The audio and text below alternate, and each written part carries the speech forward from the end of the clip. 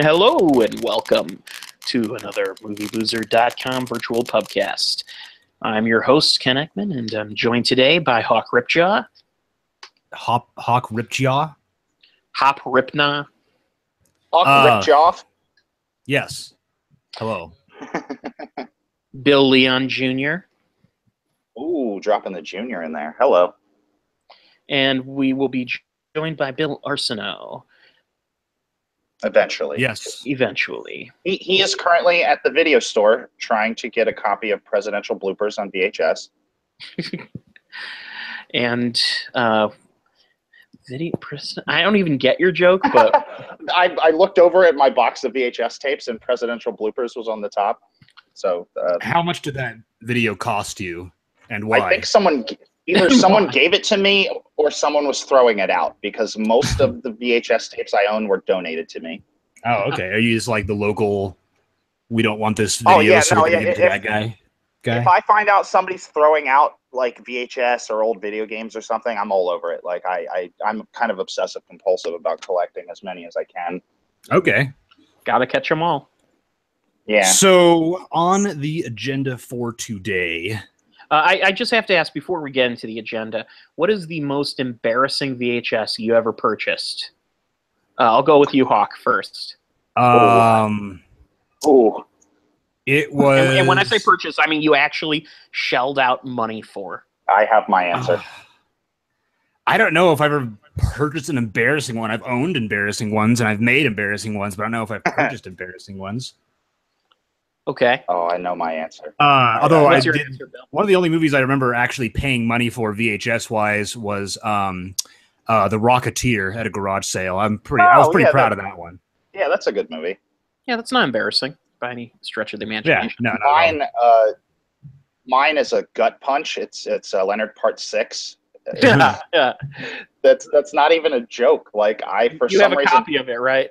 Still? I don't think I still have it, unfortunately. Because I right remember now, watching that ironically would be kind of ridiculous. Right. And well, somebody had told me the premise of it, which is that like he can talk to animals or something. I don't remember. Like whatever. The premise is actually kind of interesting in that it's sort of like a spy thriller, but it's like part 6 of an ongoing series. Right. And there's a lot of it's one of those things. It's the kind of ridiculous concept that maybe Eddie Murphy could have gotten away with in the 80s, but somehow Bill Cosby wound up with it. That concept sounds like something Mel Brooks would come up with. Like if Mel Brooks were to do a James Bond spoof or something. Mm-hmm. Oh, well, I mean, Mel Brooks, there's running jokes of sequels in his movies, you know? Yeah. Seeing Robin Hood 2, you know? Or I remember very distinctly with Jews in space. When I was a teenager, I was getting into Bill Cosby stand-up, and like I was watching the Cosby Show reruns on Nick at Night, and like I really looked up to the guy. I thought he was great, and I was like, let me buy this movie, because I went to the farmer's market and they had it.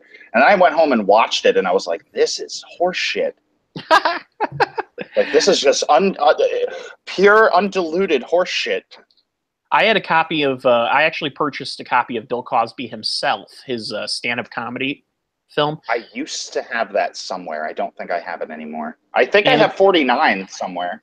I know I don't own it anymore. I will say that I loved the hell out of it when I first saw it, and I probably watched it a couple of dozen times, and I can never... It's just one of those things. But no, the most embarrassing VHS I ever purchased was Dorf on Golf. Oh, right. The who's that guy? The guy from the guy that played Otter in Animal House? Tim Conway? No, it's not the guy who played Otter in Animal House. Who is it? Tim Conway? Do you know who Tim Conway is? That's not the guy that played Otter in Animal House? No. If the guy who played Otter in Animal House was like 40 years old at the time, then that might have been Tim Conway. Who is Tim Conway? Well, let's see. He's probably most famous for his recurring role on the Carol Burnett show. What movie is this? Dorf on Golf. It's not a movie. It's like a comedy instructional golf video. I'm going to show you, Hawk, just just the VHS cover, and and you're immediately going to say, yeah, I think owning that would be an embarrassing thing. So look in the group chat right now. Images, Amazon. It's loading. Oh, it's redirecting. Oh, Tim that Conway. guy Is Dorf on Golf. Hold up. Okay, but the tall guy is fucking whatever. The guy from Ghost and Death to Smoochie. I forget the actor's name, but I don't know if I've ever known his name, but I enjoy him in things when he pops up. yeah. So Vincent Schiavelli is who you're talking about. Ah, okay. Yeah, he was in like Fast Ghost. Times, Ridgemont High, Batman Returns, bunch of stuff. Man on the Moon. It's like the fifth time Ghost has come up today. the Patrick Swayze film Ghost. But with that said, though, Dorf. First of all, the first thing that was embarrassing is that Dorf on Golf, the VHS that I got, it was in brand new condition when I purchased it, and yet like it skipped. It had just the worst tracking issues. It was a piece of garbage tape. Was that on purpose? Oh no, it was just unwatchable in scenes, and it had just the most base, awful jokes. Like Dorf would show you how to do a golf swing by bringing in his showgirl, big-breasted showgirl entertainer named Boom Boom, and she would like point it out, stuff like that. It's just like it's like watching a sad Las Vegas act die in front of your eyes. My favorite of that would have to be The Simpsons when Bart wants the game Bone Storm and his mom is like, I got you the hot new video game, and it's Lee Carvello's putting challenge. Yes. There were so many weird licensed games in those days. Like, I mean, of course, you know, Lee Trevino had one. I know that. That was probably the joke. But anyway, there's a boxing game called Foreman for Real, and it's called because they tried to do that like Photoshop technique that Mortal Kombat did, where they like film real people against a green screen. It looks awful, and the game controls like shit. yeah, that's usually how they worked. But we better get into that wraps it up for our that wraps that up the retro gaming celebrity endorsed hour. Yes. With that said, we're going to go ahead and first we're going to talk about Wind River, which Hawk you saw recently, correct? Yeah. I saw this as a big fan of Taylor Sheridan, who wrote Sicario and Hell or High Water. Also, what I thought was really interesting is that Wind River he directed, but it is not his first directorial feature. He made a Saw-style horror film a few years ago called Vile, in which a bunch of strangers picking up a hitchhiker are knocked out, and they wake up in a house where they have these devices strapped to the back of their head, and the device collects brain fluid from them that secretes when they hurt themselves. And once they fill up the vials all the way, they get to release. So they have to hurt themselves and each other, like torture each other and torture themselves, like breaking fingernails and sticking their hands in boiling water and shit like that. If the writer disowns this movie and they made a documentary about it, would it be called Breaking Wind River? I'm talking about Vile. Oh, well, I just made a fart joke. Thank you. We can dig it. But now he's turned around and written all these great movies and now directing one. So it's kind of interesting that he started with just a very, very Saw-looking horror film. Even down to like, there's a person on a screen telling them in a menacing voice what to do, and then a couple of them die, which makes everything a lot more difficult for the rest of them. In fact, Saw 5 or 6, one of those two, basically rips off this movie in certain ways. But anyway, I just thought that was this movie. Was this Vile filmed straight to video?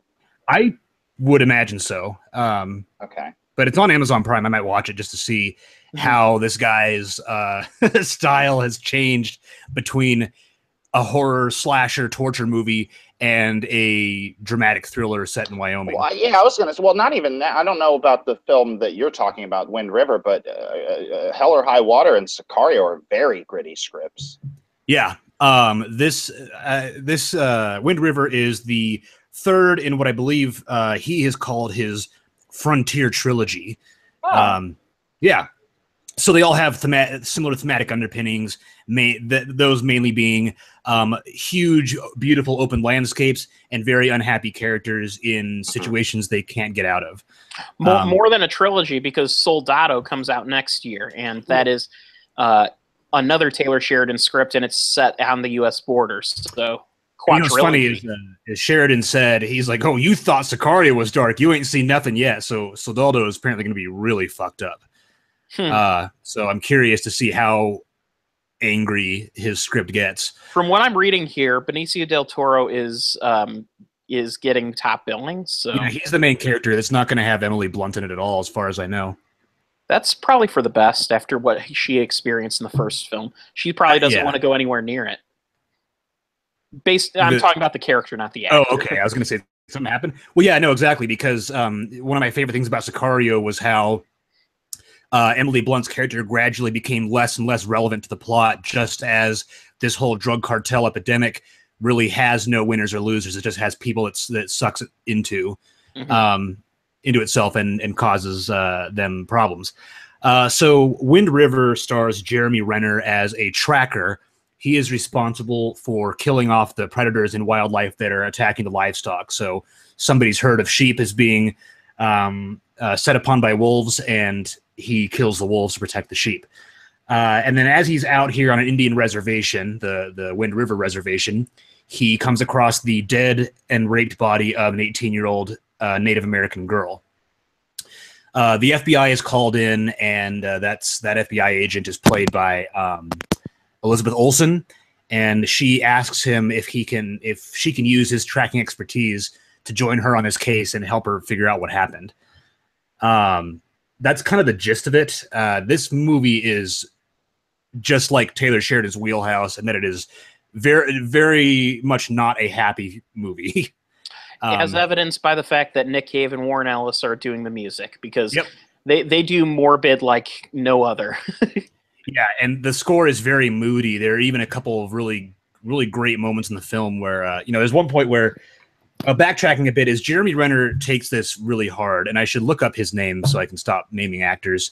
This hits him especially hard because while his daughter did not get raped, the character's daughter, she did die out in the snow. So seeing the dead body in the snow brought it all back for him.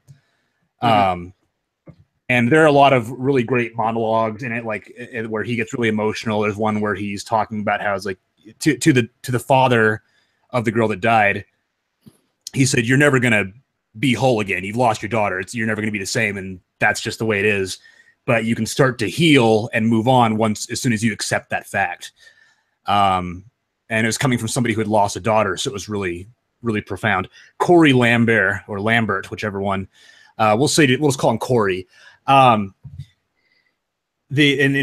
terms of the score by Nick Cave and Warren Ellis, there's a scene where Corey is showing off a poem his daughter wrote before she died, and there are a couple of moments in the film where they're going through the snow, and you hear the music, and then you hear a voice whispering the lines of the poem. And this happens most often when he would probably have his daughter on his mind. So it's very, very effective. A couple things that were really cool about the movie is that this was filmed in Wyoming around the Wind River Reservation, and most of the characters that are on that reservation are actually played by Native American actors. There's no whitewashing here. That's a good thing. So they brought in. Did they bring in actors, or did they get actual people from the reservation to play roles? I think they used extras from the reservation, but the main actors were the main Indian characters were actors. So they got Graham Greene, Tantu Cardinal. Who else? There was one more big one. Whoa, I love this name. Apsanakawat. Yeah. That's an interesting name. I like that. Yeah, and it's so that was really cool too. I mean, of course, Jeremy Renner and Elizabeth Olsen are both white, but this movie was very effective in using Caucasian characters as the main leads, because it lets the primarily Caucasian audience get a lens into what's going on these reservations. So the whole gist of it is that these reservations are totally shit on. One of the first shots you see driving to the reservation is an American flag flying upside down. So Taylor Sheridan's writing this from a pretty profound place that he must feel very strongly about the way reservations are treated and how Native Americans have been pushed aside. And there's even a little tidbit dropped at the end of the movie that had that punched me in the gut, not unlike the ending to Spotlight from last year. Or That 2 was years from ago. 2 years ago. Yeah, 2 years ago. When, you guys both saw Spotlight, right? Yeah. I have not yet. At the end of the movie, you don't care if I say this, right, Bill? Yeah, go for it. It's pretty basic. I won't say what happens at the end of Wind River, but it's similar. At the end of Spotlight, the movie begins listing off all of the churches in which a priest was convicted of assaulting an altar boy. Mm-hmm. And the way when it shows all those churches, it's just kind of like you see it and you're like, why is it this bad? How did this happen? Why are people so fucked up? And Wind River. It flashes to a second page. Yes, and then a third. And then a third. Yeah, that's. Wind River's ending doesn't twist the knife quite like that, but it does have a similar ending message that really kind of brings it all around and makes you think about everything that's happened in the movie and kind of magnifies how upset we should be about what goes on in these reservations. The movie was pretty tense at most parts, and especially towards the very end. Like the last half hour is incredibly intense and so nerve-wracking. Just because you know that something bad is going to happen very quickly and very soon, and it's just going to sneak up on you, even though you can see it plainly right in front of you that something bad is going to happen. So that's most of what I had to say about it. The cinematography is beautiful. I can't remember who the cinematographer was, though. Ben Richardson. And what else has he done? Beasts of Southern Wild, Fault of Our Stars. Swing and a miss. Jeez, wow. Hey, did you even see that one? Well, no. I meant Beasts of the Southern Wild was the swing, and then Fault in Our Stars is the Yeah, miss. I know. Did you see The Fault in Our Stars? I didn't either, so I actually can't speak to it. I heard Dan Harmon was drunk talking about it in Harmontown, saying it made him cry, and I was like, pussy. I didn't say that, but hey, Dan Harmon's a good guy. He gets emotional. He is. I thought The Fault in Our Stars was a bit much, but that's okay. That's what I got from the trailer, and that's why I don't really have a desire to watch it. So I felt the same way. Our takeaway from Wind River is The Fault in Our Stars. It was okay. It's actually the same that I should. It's funny that I should say that when I did, because I call The Fault in Our Stars misery porn, but then here in Wind River we have a movie that literally had me depressed for 48 hours after I finished watching it. But I wouldn't call Wind River misery porn, because there are elements of levity and elements of light comedy a little bit, and some good things that happen as well. And of course, that probably is the same it's the same in The Fault in Our Stars too. But it's just different, I guess. It's hard to say. Mm-hmm. I think the big thing is I'm very bothered by this new trendy cinematic thing of like young, attractive adults with terminal illnesses. We're tragic. We're in love. It's like, our story is beautiful. But good thing we're hot. Everything's going to be okay. Like everything right? was 100% that. My name's Shailene Woodley, and I have cancer. Oh, boy. Anyway, do we have any questions about Wind River? I do not have any questions about Wind River. I'm going to be seeing it on Friday, probably. So. A closing thought on that. Jeremy Renner did a really good job, and I seriously don't care for him as an actor at all until I saw this movie. And Taylor Sheridan pulled an amazing performance out of him. I would almost say Oscar worthy. Did you should go back. What? Did you see The Town? Yeah, he was pretty good in that, but I think he was really good in that, but I think he kind of was overshadowed by everybody else. Like everybody in that movie was really good except for maybe Blake Lively. But, have you watched Dahmer, Hawk? Like Jeffrey Dahmer? Yeah, Jeremy Renner played Jeffrey Dahmer, and he was great. You got to go back and watch that. I guess I just only see him in the bad stuff like he was great in North Country also. Okay. Him as Dahmer. I remember by the coward Robert Ford. My roommates were watching that movie like right as the Avengers came out, so that was like I was like, oh, that's why he has a career. Yeah, my whole thing is, as far as Jeremy Renner's concerned, I can't wait for Hawkeye to bite it when Avengers 4 rolls around. Probably, I will put money on Hawkeye dying in at least Avengers 4, if not 3. Well, he is, let's be honest, the most useless Avenger. Yeah. Like, okay. Like, okay, come on, Bill. Name an Avenger more useless. Well, no, but he's got the one-liners, though. He has that great line in Age of Ultron where he's like, I've got a bow and arrow. There's a robot trying to kill everybody. A blue light going in the sky. None of this makes sense. And to add insult to injury, he's the only one of the Avengers with a full family. And that's another thing, too. Them going to his farm, their little Ninja Turtles moment where it's just them hanging out on the farm. Yeah. That was not boring. That was one of the most charming parts of that movie. No, the movie's ground to a fucking halt. I disagree. I think it was a nice little moment. Here. No, I actually thought it was one of the better parts of the movie. Yep. I really don't like the movie at all, so maybe that's bias. I think it was the finale of that movie with just nothing but explosions and running around that I was like, you know what, this is losing me. And also the movie opens with the worst CG I've ever seen in a major motion picture. Yes, the jump into the air. The 1990 Ninja Turtles is a better movie, but I think that sequence serves the same purpose that it does in the Ninja Turtles movie. It's a break from the action. It's a little moment for our main characters to hang out and have some quippy dialogue. I completely agree with you. It is a Ninja Turtles moment. I think my problem is I don't give a fuck about Hawkeye, so I don't really want to see his family either. It was literally the first time I gave any fucks about Hawkeye because they established that he has a personality rather than just being the guy who is good with a bow and arrow, and somehow that puts him on the same level as like Iron Man. I guess. I gotta implore you to go and seek out the film Dahmer. I think that's what it's called. Yeah, it's called Dahmer. That is the movie that made me go, oh, Jeremy Renner is really charming, and I'm totally rooting for him. I think it sucks that like he got saddled with that fucking the Bourne spinoff and like oh god, the Bourne. I hope. Yeah, I think he'd. Oh, American Hustle, he was good in. I like Jeremy Renner. You know what? He was one of the things in American Hustle I didn't hate. So yeah. And I like Jeremy Renner too. I have most of the movies I've seen with him were the ones where the director did not care or failed to pull out a great performance. Like SWAT. Like SWAT. SWAT is a movie that has things that happen.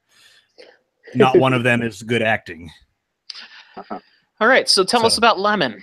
Okay, so Lemon, I kind of just, how did I come across this? I think, okay, yes. I have a very good friend. You're asking us? I was asking myself. I was talking to a very good friend of mine. She's a little older, and she is not okay with violence. So just to help her out, and she wants to see Wind River a lot because she lives in Wyoming, and she wanted to see Wind River, but she's not okay with violence. Wind River is quite violent when it needs to be. So I was trying to find a content listing for her so she could kind of look at what was going on and decide for herself if she'd be able to handle the movie's violence. And then when I was one of the headings after Wind River was something called Lemon with Brett Gelman. I was like, okay, what's this? So I looked it up, and so you guys know that Brett Gelman is married, right? Yeah. It's not surprising. I don't think I knew that unless he mentioned it on a podcast he was on or something. Yeah, he's married to an African-American lady, a really funny lady named Janixa Bravo, who has mostly done like shorts and TV episodes, like an episode of Atlanta here, and a few other ones, just like shorts mostly. So this is her first full-length feature. This movie stars Brett Gelman as a acting coach, and he hates his job because he has one student that is very good and another student that is very terrible. The good student is played by Michael Cera, who is oh god, No, but this is kind of where the movie starts to have a few layers. Michael Cera is very obviously and very intentionally playing a seriously shithead adult hipster version of himself, like more so of all of that. Like Michael Cera that smokes cigarettes and muses on what it means to be an actor. Okay. They made those movies already. It was called Crystal Fairy and the Cactus Dildo or something. I don't know anything about that. That was the title. That was the actual title of the film. I don't think the cactus dildo was part of that. So, it was just and the magical cactus, apparently. Oh, okay. He then is broken up with by his blind girlfriend, played by Judy Greer, and then his life kind of just goes into a free fall. This is like a David Lynch / Coen Brothers type movie if they collaborated and hated each other on very bad days, because this is one of the angriest movies I've seen in a long time. It's just so much existential frustration oozing out of every crack in this movie. But it's also extremely funny, and it's almost a collection of vignettes. You can tell this came from a director that's mostly done shorts. They're kind of vignettes. They're like little things that happen in his life that kind of just go to the next part when they're done. And Bravo does some really, really ingenious things with the editing in this movie, where sometimes the scene will end right in the middle of a scene and cut to a new one, or a new scene will resume where you feel like it should have already started. Like it'll start in the middle of the scene, so you're getting pieces of what's going on. After his girlfriend leaves him, he starts dating a black woman that works at the facility he works at, the acting place. And it's such a hard movie to describe. So in terms of the editing, the actress editing that sucks, by Joy McMillan, apparently. Yeah. Jacobs plays the actress that sucks, his student that's terrible. And a couple of times she mentions that her car has been totaled and she needs a ride home. And the third time she mentions it, the scene just cuts her off and ends before she's allowed to finish her sentence. It's just a smash cut to the next scene without any mention of it ever again. In fact, I don't even know if the character ever shows up again. I think she does once later on.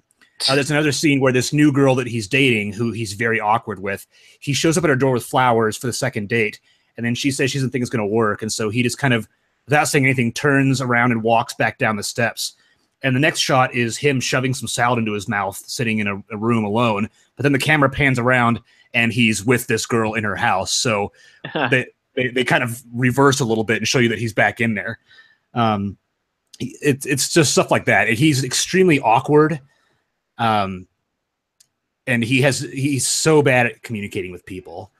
Like when he's trying to impress people and say things that he shouldn't be saying.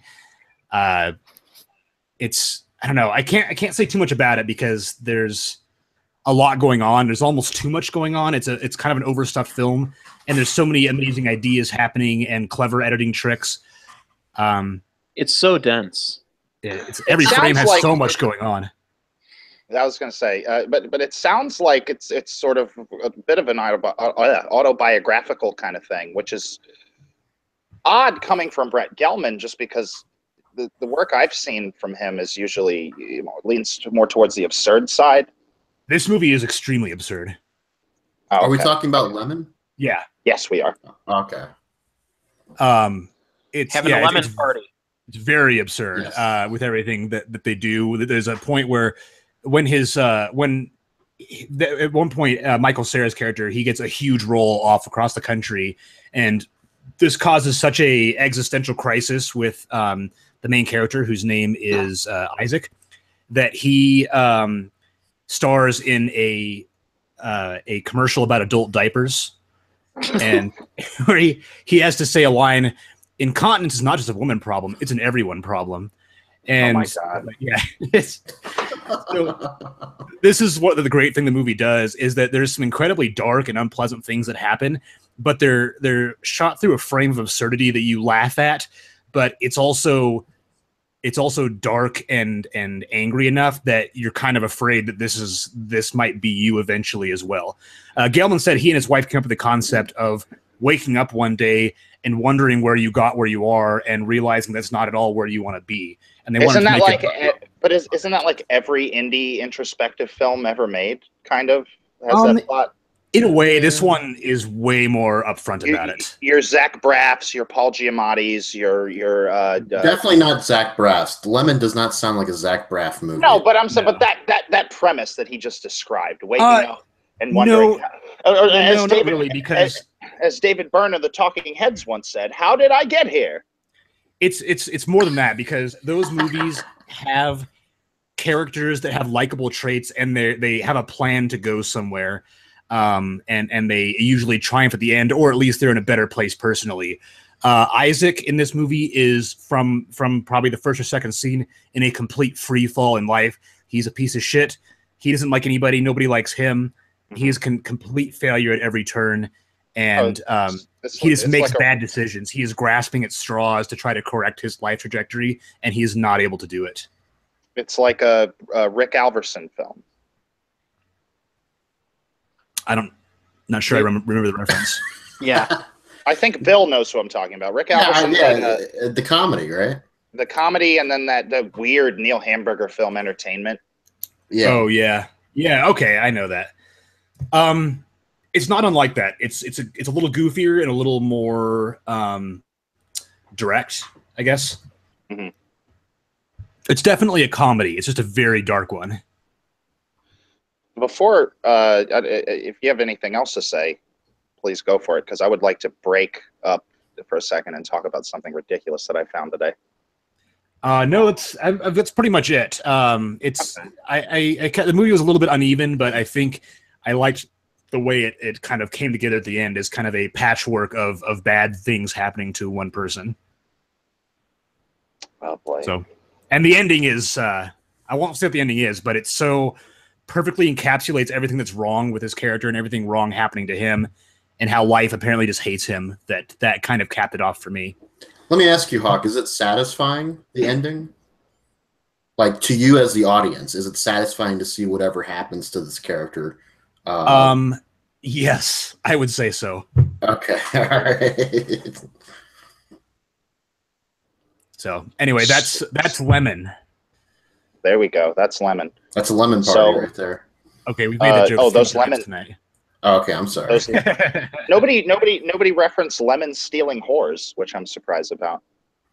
That sounds almost more specific than a lemon party. If nobody knows what that is, then yeah. One last thing, try to not watch the trailer for Lemon. Okay. Okay, I actually rented this on Amazon. I haven't seen it yet. I've been burning through other, like the Defenders and other stuff. Make sure double check the time frame you have to watch it. I think it's pretty short for this because it just came out. Okay, yeah, I have 30 days to start viewing it, and then 48 hours to finish it. Okay, good. But yeah, the trailer recuts a couple of jokes in ways that are very funny in the trailer, and then the way the joke comes across in the actual movie wouldn't have worked in the trailer way, but the trailer way is still funny enough. You're kind of waiting for that moment to happen, and then it happens differently, so there's a little bit of disappointment there. Okay, I see. I had a very interesting morning today, which is that I didn't get to sleep until about 4 a.m. this morning after drinking a lot, and I woke up and I was still drunk. And I had to go to church and go to my uncle's funeral. Oh, and the church that they had the service at is actually his widow's church, who's not my aunt. She's like his third wife. But oh my God, they had this propaganda paper that I have with me. I took it and I have it in my hand, and it's what to do in the case of a terrorist attack on this church. Which is like so fucking arrogant to think that like there's gonna be a terrorist attack on this church in Delaware. Like I understand shit happens, I know, but it's like, come on. So I just think it's funny, like you're talking about, and I don't mean to make light of any emotional crisis going on right now. Oh, you're fine. You're fine. Yeah, I was drunk in church this morning. Yeah, you're talking about drinking before, drinking during, and now drunk during the funeral of your uncle. And the thing you want us to observe is This- an anti-terrorism pamphlet that you found. This propaganda piece of paper that I found. Okay. How to respond when an active assailant is in our church or vicinity. Step 1, run. Have an escape route and plan. You're going to fuck me up. Yes, of course. Run fast. Leave belongings behind. Keep your hands visible.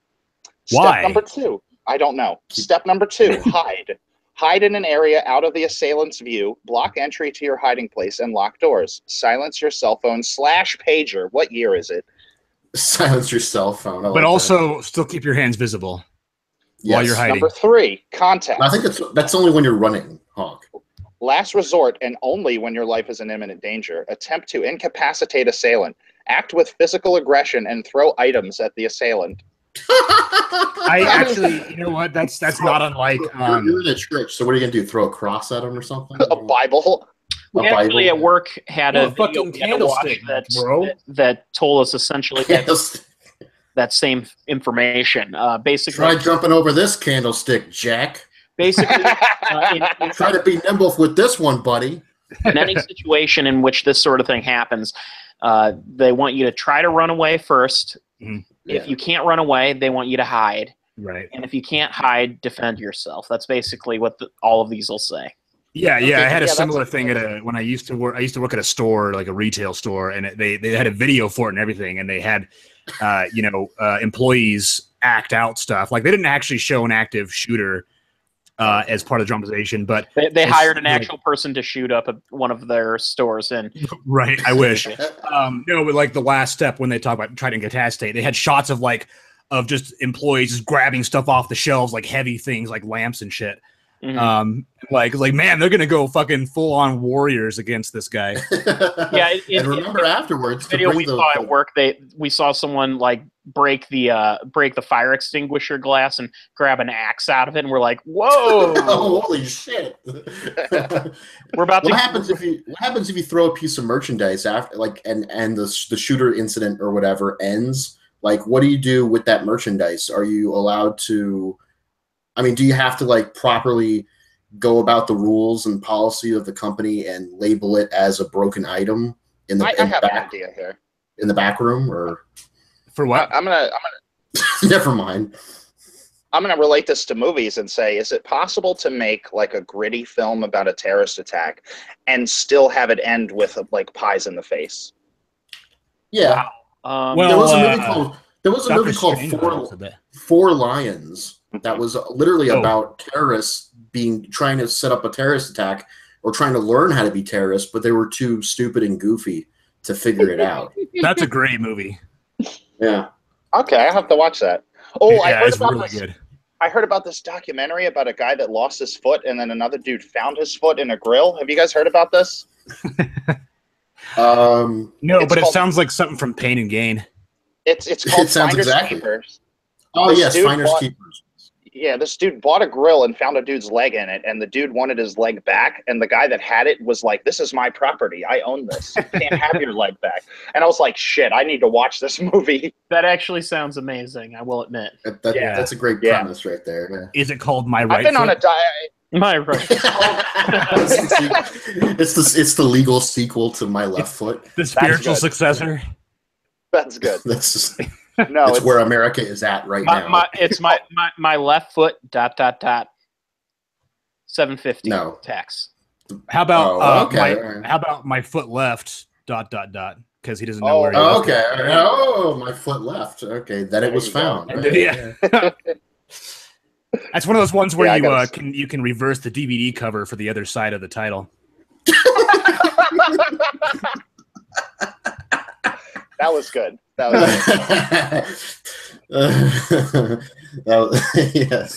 perfect. Back to the movies. My Dead and Dearest. Is that what we're talking about? Yeah. Have you already done Death Note? No, not yet. We've done Wind River and Lemon. Wind River and Lemon. Okay. Right. So you didn't see Wind River, right, Bill A? No, I haven't. All right, anyway, go ahead, Bill. Sorry. Mommy Dead and Dearest is a difficult film to talk about without getting into spoilers. So I'm going to do my best and just spoil the bare essentials of this. Well, it's a documentary, is it not? Yes, it is, but it but is a documentary with a fucking hell of a plot twist. Okay. Yes, and well, that's the thing I think about a lot of, like, for example, Tickled. If I knew what was going to happen in Tickled, it would have been less of a journey to go on. Sure, yeah. Or like any, documentaries, I don't know if they expect you not to know anything, but it's better if you don't know so that the twists and turns have more of an impact. And this film is chock full of that, man. Yeah, I Go ahead actually and give me the twist. I don't care. Ken's like, I'm not going to, whatever, man. the main twist is in the premise, and I will get to that, but I don't want to spoil, like, the majority of the story, because I think Now, before you go on with this, where is this available? it is on HBO Go. It is an HBO documentary film. Okay. You can probably find it elsewhere as well, like Putlocker or wherever. But wait a second, I actually know this story. So, okay. Okay, I'm sorry. I pulled up the thing in Wikipedia, and I've actually heard the story. So there's no spoilers here for me. I've actually never heard the story before or of this movie. Fair I enough. know nothing about this. And I'm the story. Yeah, the story is that a girl was born named Gypsy Rose. I can't remember her last name, but her mother had kind of a reputation for being very terrible with money, and being a bit of a con woman, and being manipulative. So she had a daughter, and she raised her daughter from birth to believe that she had all these physical and mental problems, which turns out she didn't really have. And to the point where she was forcing her to get surgeries and putting her on medications she didn't need to be taking. You mean she was telling the daughter, Gypsy Rose, you have these disabilities. Yeah, well, not just her, but problems. Everyone, telling her father, who's still in the picture. Her father's still alive today, and he's interviewed pretty frequently throughout the film. All right. This woman just took the whole fucking world for a ride, at the expense of her daughter's life, mental stability. Yeah, like, and physical. Like, oh man, it's just so fucked up, the amount of abuse that this girl went through. And again, like, she told the whole world, like, oh, my daughter has mental deficiencies. So if the girl were to ever speak out, people would probably just go, oh, well, she's mentally ill, or she's mentally deficient, or whatever, and not believe her. So the gist of it is she had her mother killed just so she could get out. And I honestly, this is a dark sentiment, but good for her. Like, fuck that bitch. Yes, no, I kind of agree with that. I don't agree. I mean, the legality, obviously, but I mean, in the case of that young woman, what was her way out? Her resources were kind of limited here. So, from what I understand, the mother was doing this just so she could scam money out of charities. That's what it sounds like. Yeah. Yeah. So, like, super fucked up tale of, like, not only mental abuse but physical abuse, and just the lengths to which this fucking young girl, who's, let's be honest, her mental development was stifled for a long goddamn time, because she was treated like she was of the mental capacity of like a 10-year-old for a long goddamn time. She even misappropriated her age.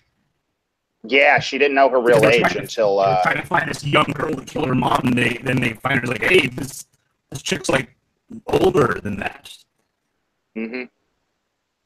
Crazy stuff.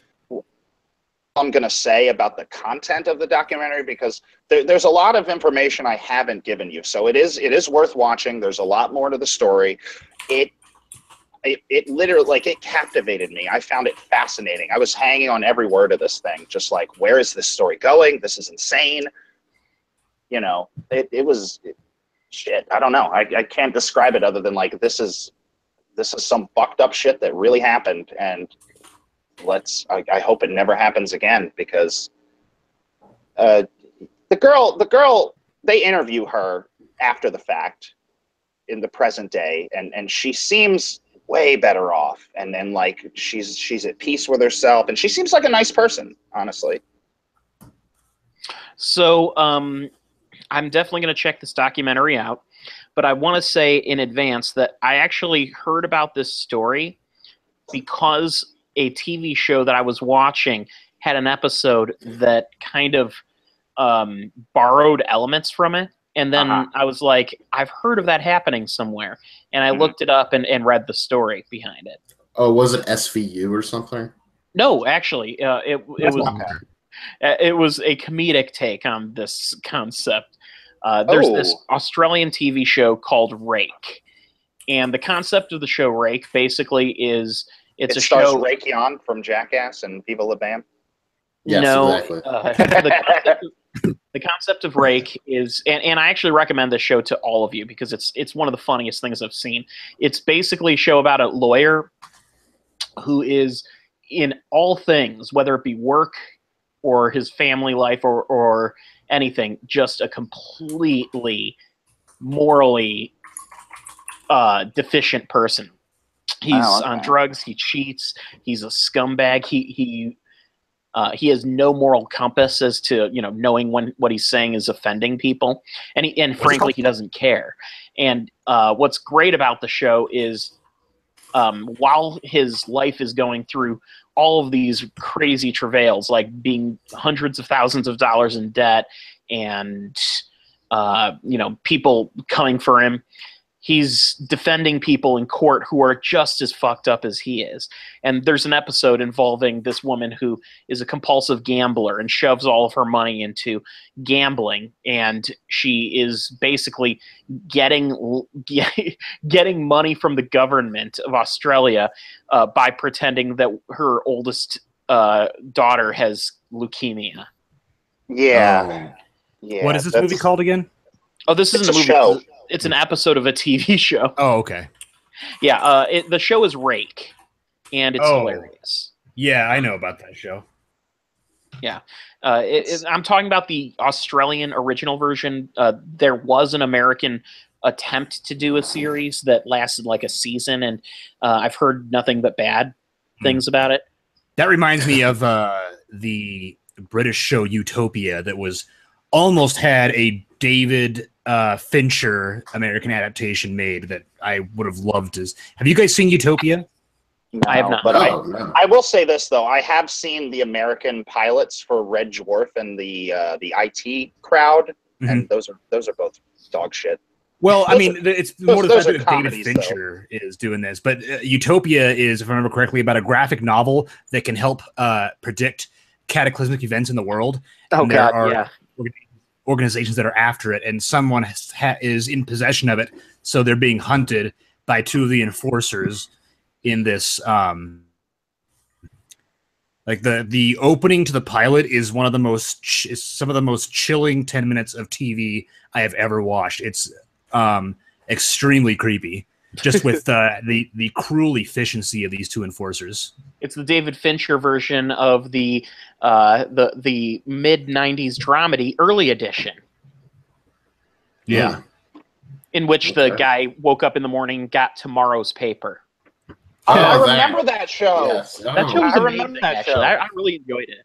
That was a funny show. Yeah, I mean, it wasn't supposed to be, but It was. It was a comedy drama. Let me ask you this, Bill. Was that? And I'm asking Bill because I was going to ask. Did they air commercials for that during like Raw back in the day? Yeah, actually, I think I did see some during episodes of Raw. I know I saw commercials. There was an episode that was set like that had pro wrestling as an element. Oh. They did that. They also had a show that was set during a Chicago Bears game because the show was set in Chicago. So they had those gimmick episodes. It was a weird. It's those concepts always are kind of funny to me. Like the one with Keanu Reeves and Sandra Bullock, where it's like they time travel through a mailbox. Lake House. Bill and Ted's Sad Marriage Years. Lake House. Yes, right. They pass each other notes through time in a fucking mailbox. Unlike Frequency. Yeah, there was a Family Guy skit where Keanu put his dick in it, Yes. and she opens the mailbox and she's like, "Oh, my Hickory Farms package just arrived." Oh God. Oh, speaking of unintentionally funny, I did have one more movie I forgot about that I could spend about 5 minutes on if you guys like. What is the title? Bushwick. Bushwick. This sounds All right, familiar. Bushwick, I'm Bill, trying to. go ahead. But yeah, go ahead. It's it stars Dave Bautista and Brittany Snow. Oh yes, I know Bushwick now. I haven't seen it, but I've seen little ads for it. It's not good. It doesn't sound good. No. It's Is there basically any about movie this with the phrase starring Dave Bautista? Well, that's what I was that gonna is say. I good? feel like Batista needs a good director. well, Guardians of the Galaxy. You know what's Right, funny that's is what I that mean. this is a pretty grim action movie about it's like this it's very timely. It's about this assault on a Brooklyn neighborhood by a bunch of Texan basically military types that want to secede from the United States and make the president step down. I'm going to guess this was written when Obama was president. I was gonna say, yeah. Wow. And but and there's a lot of action. Bautista's like a janitor who's former Marine and helps Brittany Snow kill, or he protects Brittany Snow for I can't remember why, but it's one of those movies that's one of those. Hold up. He's a janitor. Yeah, he's got one of those lowly jobs, but he's also like a Superman. Well, that's what I was gonna say. If this sounds like Under Siege, it's not quite Under Siege. Well, I mean, you got Gary Busey. It reminds me. It reminds me of Jason Statham in Safe, where he was a garbage man. It's kind of like that, where he's kind of like maybe he was a hobo. Yeah, right. Yeah, it's like. But then, like, all you got to do, like, he just keeps to himself and doing stuff. Then all of a sudden, he's got to save somebody, and then he like just kills the fuck out of someone, and then he's back on track, baby. He's back in the game. And this is one of those movies that was one of those. Oh, we shot it all in one take. It's like it's one of those one shot movies. Oh, those are hit and miss. Yeah, and it's actually I would recommend watching Bushwick because it you can turn it into a game to spot the hidden cuts. Usually it's like a really obvious whip pan. It's like, hey, the color scheme in this room is totally different than the other room that we were in a second ago. So it's this very obvious cuts. This is from the directors of Cooties, which was that zombie horror comedy about the high school kids. I have not seen that. Cooties was okay. I think it's on Shudder right now. Yeah. Oh, okay. I think Cooties had a better concept than it was a movie, but the concept was funny. There's not much else about Bushwick. The action is okay, but it's really hard to be focused on how grim the situation is when you've got really weird comedy moments. Like there's a black character who, in literally every scene, as they're leaving the place, is like, "We got to get the fuck out of here," and he says that line like 6 or 7 times in the movie. and the ending of the movie is like impossibly grim, like everything's going to shit, the world is ending, stuff like that, like an end of but it's I don't know, you could probably have fun watching it, but it's not a good movie. Okay. Like when I first put it on, I was like, oh, this is going to be like Detroit, it might be okay, and then the more I watched, I was like, this is it's going to be like Detroit. It's going to be not okay. Detroit. What the fuck? It's going to be like Detroit. That's oh my God. Isn't Detroit like a gritty, realistic film about? Well, yeah, it's a Catherine Bigelow movie about the historical riots. Yeah, it's the riots in Detroit, and I thought that Bushwick was going to be the same. I didn't realize it was going to be an action-heavy, cheeky, apocalyptic. I mean, and kind of comedy. Imagine Detroit starring Dave Bautista. Oh. He plays And one Brittany of the Snow. He plays one of the cops. Oh, God. So what are you black kids doing in this hotel, huh? Forget that. What about Detroit starring Hulk Hogan? What about Detroit no. starring Drax the Destroyer? Wow, that'd be better. Hulk Hogan, because he's kind of a mild racist. Kind of a mild racist? Well, he claims that he said those things, that Gawker released under duress or something. Like he claims. I don't want to think that. Unless about someone Hogan. from Gawker literally held a gun to his head and said, "Say those things," and no. I don't think he knows how duress works. I will say this. Okay. Yeah, he's like, that's what I say when I didn't mean it, right? Regarding that, brother, Hulk Hogan starred on a quote-unquote reality TV show where a big part of the plot was him being overprotective of his daughter. Mm-hmm. And then we have this recording where he's talking about being overprotective about his daughter, but it concerns racial stuff. So I don't know. Like I don't know. anyways, it would add a certain kind of edgy context if Hogan was in Detroit, the movie. You know, if he played like one of the cops or something, like, "Hey, brother, get your hands up on the wall, you black guy," or something. I can't even say you the black word. guy. You hooligan. you just rename You the movie. hooligan. Just rename the movie Urban Commando. Rename it Thunder in Paradise Part 3. Yes. There we go. Yes. Anyway, thanks for letting me. Thunder in Paradise driving a Part. giant. That's how they market the direct to VHS version of Detroit. Thunder in Paradise Part 3. That's the alternate title. Hulk Hogan has rigged his jet boat to ride through the streets of Detroit. That's it. You're right.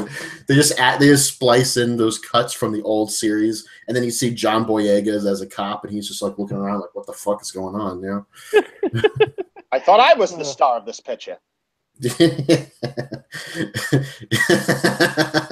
so absurd. I want to see this film now, but what's up next? I don't know. Death Note. Do you want to talk Death Note? We can talk Death Note if you want to talk Death Note. Nobody wants to talk Death Note. Oh, I want to talk Death Note. So, Bill Arsenault and I saw this, and Bill, you have not seen the anime, correct? No, I have not seen the anime. I've not read the mangas. I've not seen the other live-action adaptations. So you and I both went in the same way, completely fresh, and the two of us kind of enjoyed it, right? Yeah, I would say so. I did, in fact, enjoy it. The reason I lead with that sentiment is because this movie has been getting dumped on by fans of the manga and the anime. Yeah. There is a fucking up. They're calling this Netflix's Dragon Ball Evolution. You can't. That's pretty rough. Yeah, you can't. That's harsh. With those people. You can't reason with them. Is that what you said?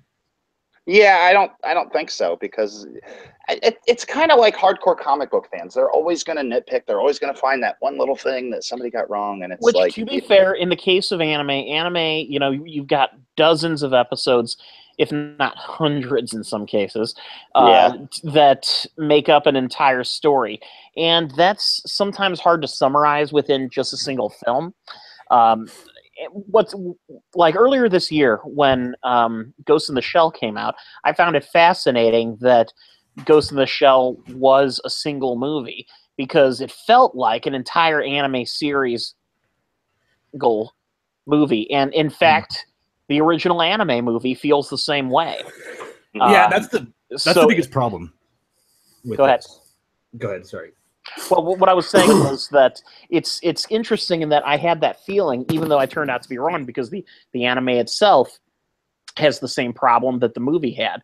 And in fact, they made a bunch of episodes after that, but the original movie itself, the original anime movie, is a self-contained 90-minute film, and it's overstuffed. And so, you know, what I'm saying is it's kind of a reverse take on the situation. Well, that's the problem with this one, is that the anime is a 32 20-minute episode, so you're looking at 700 something minutes of story, and then the movie is an hour and 40 minutes. Right. Mm-hmm. It's like trying to condense Cowboy Bebop into a single movie. They probably couldn't manage it. It should have been a 6-episode miniseries. Mm-hmm. Yeah. That probably would have been the better way to go about it, honestly. But if you had to do a movie, I mean, you know, I appreciated how bold and what am I looking for? They interpreted the story in their own vision. Mm-hmm. Is what I'm trying to say. It also as far as comparing it to Dragon Ball Evolution, like that's just uncalled for, because Dragon Ball Evolution is garbage. Like, it's a Dragon Ball Evolution is a crime. Yeah. I have no idea. Somebody needs to be in prison for that. I don't know. Stephen Chow produced it. Who? Stephen Chow? Stephen Chow produced. Yeah, he probably jumped on at the beginning of the production and then left somewhere in the mid. You know, is that a fact? Are you guessing that? I'm just saying that. I'm guessing. I'm hoping. I'm guessing that he just helped finance it, because, you know, the whole executive producer things are so dicey in terms of roles. They're so nebulous, like they could mean anything. I think his might have. Hopefully, I hope.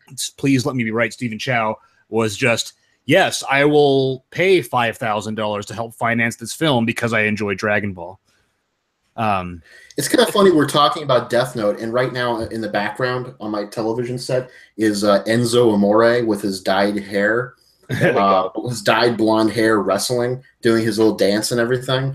And I'm thinking about in Death Note, Nat Wolff's character Light Turner, who has these like blonde highlights. I guess is He's what got they are. frosted tips. Bada boom! Frosted tips? Frosted tips that grew out a bunch. I'll frost He your kept tip. frosting his tips until Yes, it was he's got something like frosty that. hair.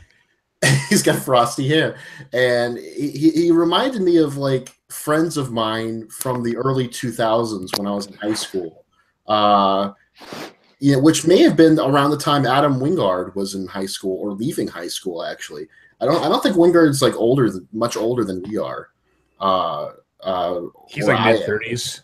Yeah, he's like, so he probably finished high school late 90s, very early 2000s. He was born in 82, so yeah, he 34. So yes, that's about around that time. Yeah, and so this movie feels very much like it's based around his idea of high school, which he doesn't do a bad job on. It's just it's not really modern high school. It's very much like set back 15 or so years.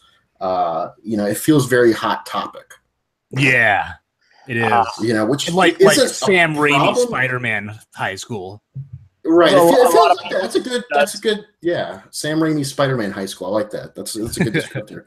It does feel like that. It feels kind of campy, and I think that goes into the overall structure and tone of the film, which is very it's very humorous despite its dark nature and the dramatic. It's cheeky and the dramatic stuff that happens towards the end. It's very cheeky throughout, and you can tell that Wingard, while he probably has respect for the source material, he's doing it his way, and his way is to showcase the absurdity and the ridiculousness of the scenario happening. Like there's so many winks and nods in this movie. There's this one really funny bit where the Light's father, who's a detective in Seattle, he meets up with another detective, like this really secretive guy played by Lakeith Stanfield named L. That's the only key we know to his name is just the letter L. And this guy loves eating candy. He in fact, I think he's fueled by sugar rushes. Candy, bubblegum and taffy. Skip to the sweet shop. I'm being serious about this. He's literally like eating candy all the time. But there's this one scene where he's introduced to L, and he's talking to him like, "Hey, so what exactly are your plans for?" And off camera, someone hands this detective played by Shea Bigham an ice cream cone. Did you say Shea Bigham? Is that his name, Shea Bigham? Shea Wiggum. Shea Wiggum. I don't know why I said Bigham. I don't know which one familiar. Bigham, Wiggum, it doesn't matter. It's just the brother named Ralph. Shea Bigham sounds like like a character in a Coen Brothers movie who makes a candy named after himself. Versus Shea Wiggum. Get on down to your local store for some Shea Bighams. Which would be like a taffy or something. Right? Yeah, exactly. Like a little. No, but he's taffies. But off camera, out of frame, a hand just reaches towards him, and it's got an ice cream cone in it, and it's a green ice cream cone. It's like almond or something. And so it's at World's End when it comes to the Cornetto trilogy. Yeah, it's something like that. that was a shitty joke. I apologize. And Shay grabs the ice cream cone, looks at it, and he's just like, "What?" That's kind of the movie's tone. Is that there's these things that happen in it that are just weird, but they acknowledge that it's weird and just move forward. Bill, we need to find a very athletic, fit man, and then we're going to train him to be a wrestler, and his wrestling name will be Shea Bigham. We could do that right now. We could get WWE. What's the latest video game they have? 2K 17? 2K 18. We could create a character, Shea Bigham.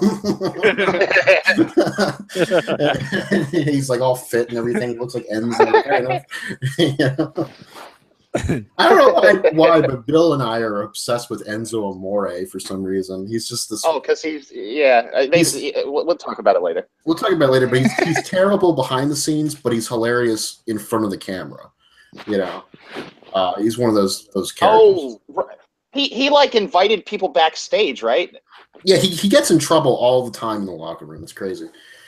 He's just one of those personalities. But Death Note. Willem Dafoe is in this. He plays so good. He plays the face of this franchise. Yeah, but they had to do a motion capture on his face. He doesn't actually. Well, that's the thing is before I'd ever heard of this series, a friend of mine that collected action figures was real proud of this action figure he had of that character, and I was like, I don't get it. Well, Willem Dafoe does a really good job voicing the character. Willem Dafoe was, I think I told you this, Bill, but Willem Dafoe's performance as Riek was actually creeping out the dog. Yeah, you did tell me this. Your dog? His dog. Yeah, I was hanging out with the puppy on the couch, and every time Riek started talking, he would like sit up and look around.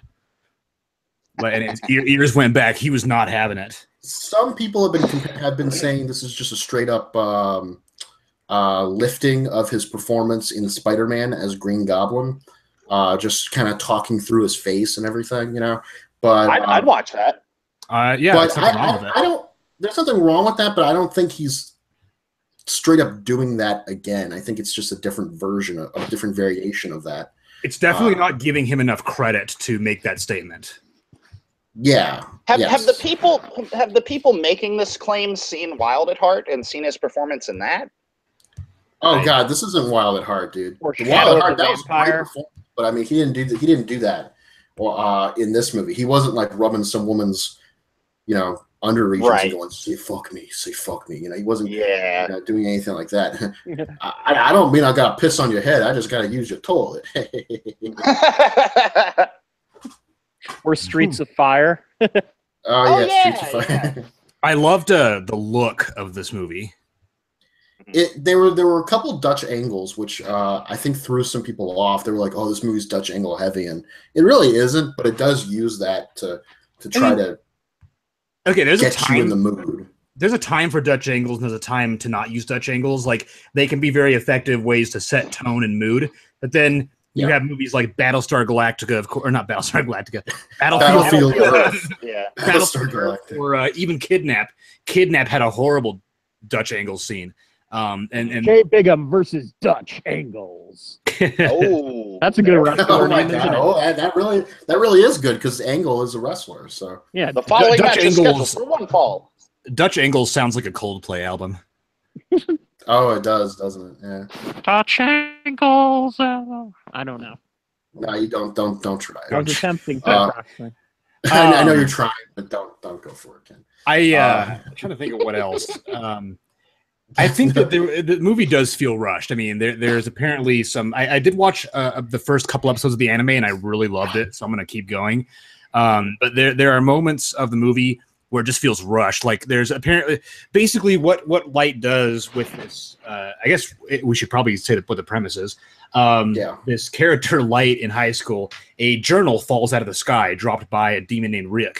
And Riek tells him that he can picture a face in his head, write the owner of that face, that person's name in the book, and then a method of death, and then that person will die by that method. And then he leverages this into like killing terrorists and criminals, and he kind of fancies himself and pitches himself as a demon that enforces justice. And this causes the world kind of upends in a way with criminals terrified that they're going to drop dead at any second. And then there's this montage of Light becoming more popular in school and more powerful. But I think his ascent to power and his becoming drunk on that power is something that is completely glossed over in the movie. That's completely accurate. It is not really covered. In fact, they even kind of suggest it because he teams up with a young girl named Mia, who eventually becomes his girlfriend, and it's suggested in a couple scenes that they're almost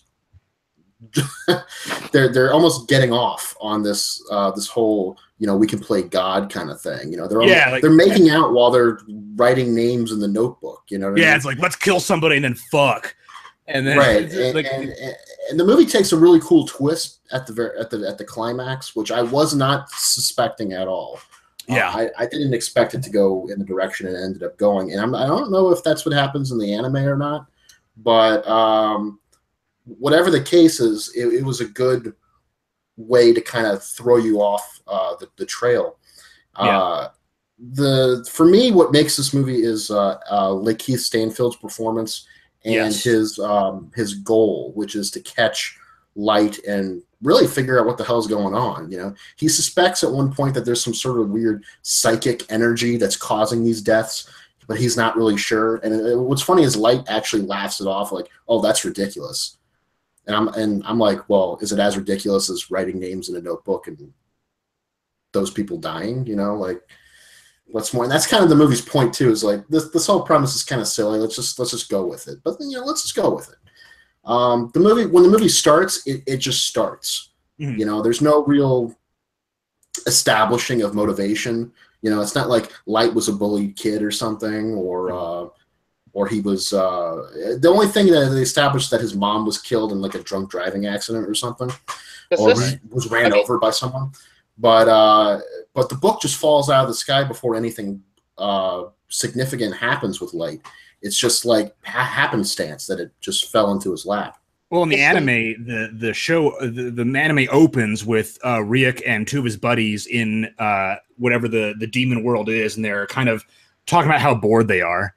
And Ryuk states that he's going to drop the journal, or later on he stated that he dropped the journal because he was bored and wanted to see what would happen when he dropped it.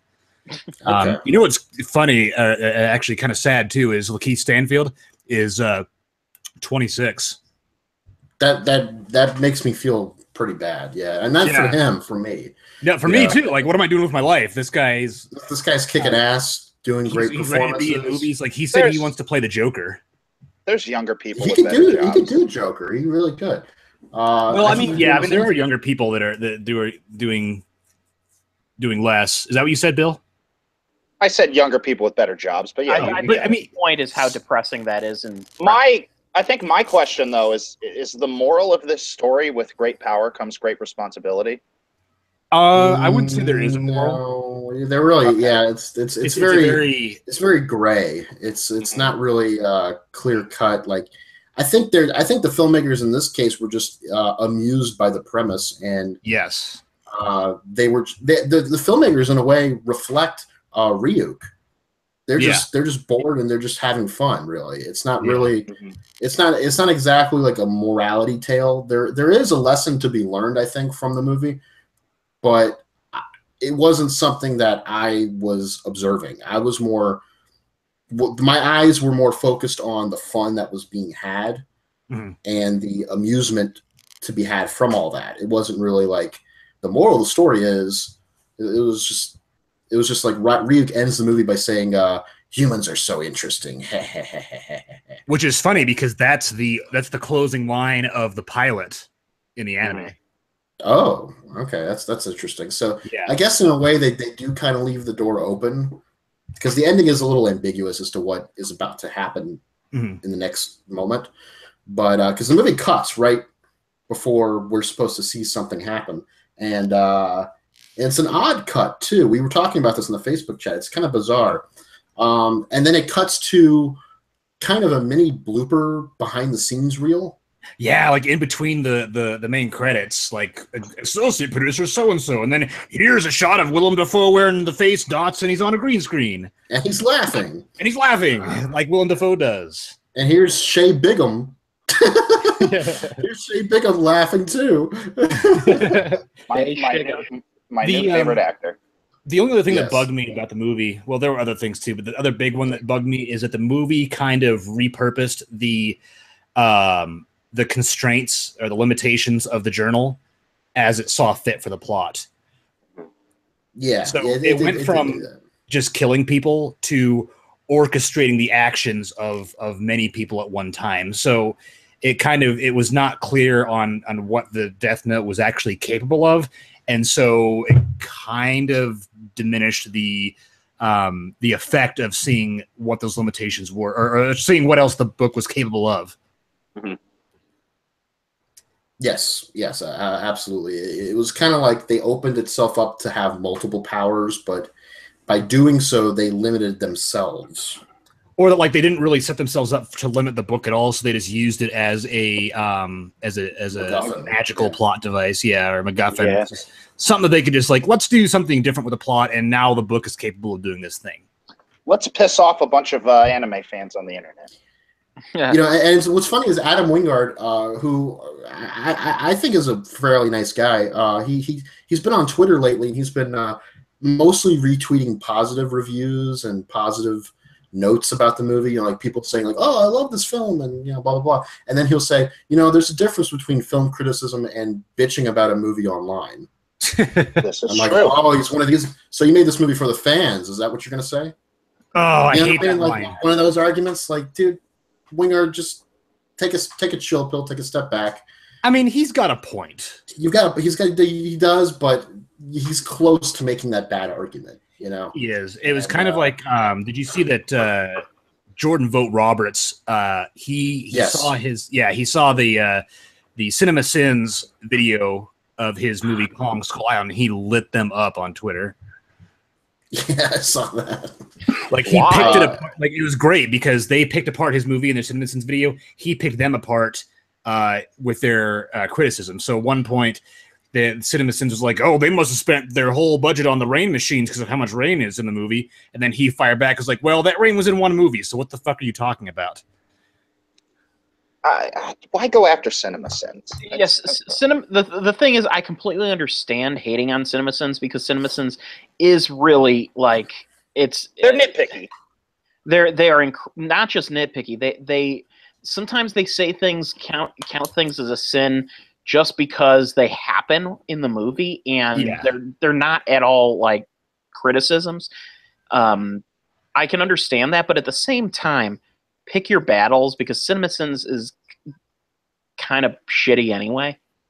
I like their videos. I mean, they were funny for a while, but the premise got old. It's a stale joke. And one of the other things Vogt Roberts pointed out is that movies like Honest Trailers can point out stupid things, but Honest Trailers really is about the love of movies, whereas CinemaSins exists just to complain about movies. CinemaSins.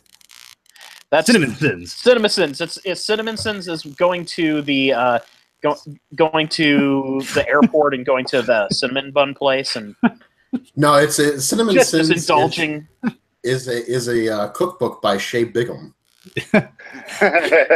It's like 2 hours of watching a guy just dive head deep into a box of crunch.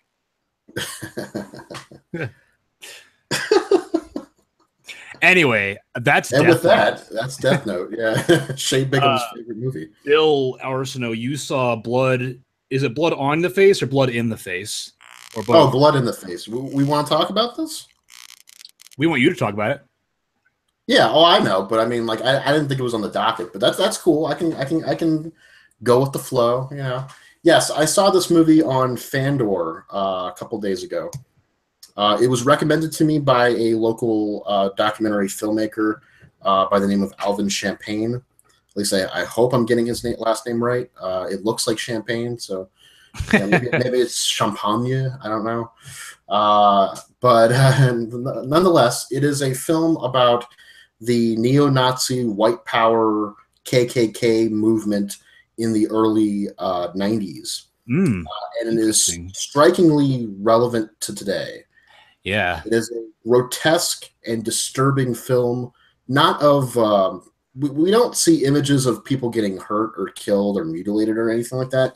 It's more disturbing and grotesque in ideology, the things these people are saying, the conspiracies they're spouting, and the and just the general hate for people they have. For example, the movie, all right, it's like it's funny too because Michael Moore makes an appearance in it. He was actually hired by the documentary crew to be a interviewer for a couple sequences. And there's this one scene where he is interviewing a neo-Nazi couple, a man and a woman, and he's interviewing the woman. Like he already interviewed them, the couple as they were, and when he gets to the woman, he asks her, you don't look like a typical Nazi. When I think of Nazi, you don't look like that. And she's like, oh, really? She's like one of those blondes. And then I don't mean to say like all blondes are stupid. I just mean to say, no, you mean to say all blondes are Nazis? Yes, that's exactly what I'm saying. And then he says, like, you look like you could be in a Coppertone commercial. She's like, oh, well, I'm just in it for the white power, Oh, God. And I immediately thought back to Mike Shank from American Movie. Right. And how he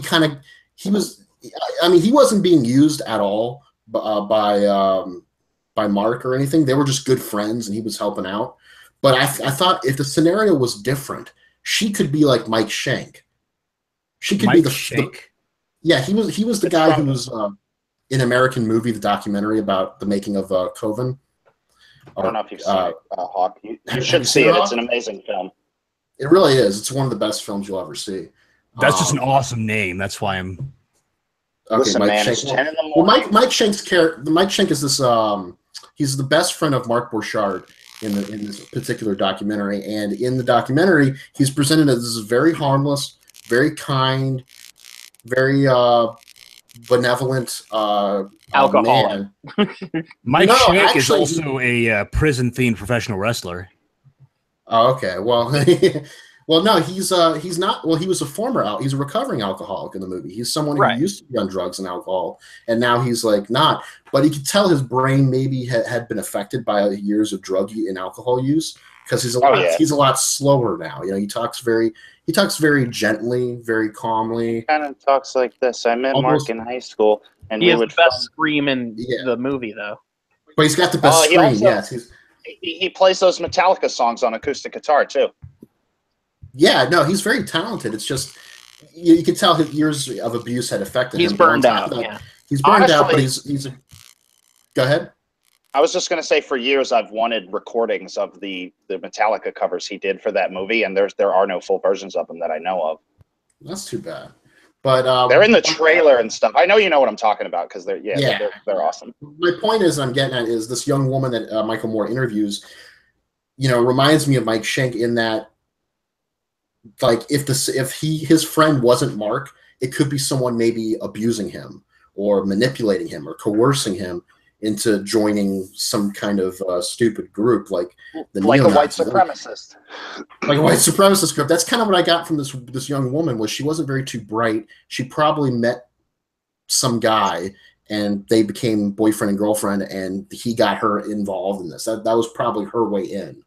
There's a lot of that going on in this movie. There's another woman that's interviewed, not by Michael Moore, but throughout the movie she talks about her relationships with the different people in the group, and how it's really more based on love than it is hate, and why she's spouting bullshit justifications. But at the very end of it, she almost starts crying when she's talking about a friend of hers who was arrested for having killed a radio disc jockey, which was actually the real life premise for an Oliver Stone film, Talk Radio.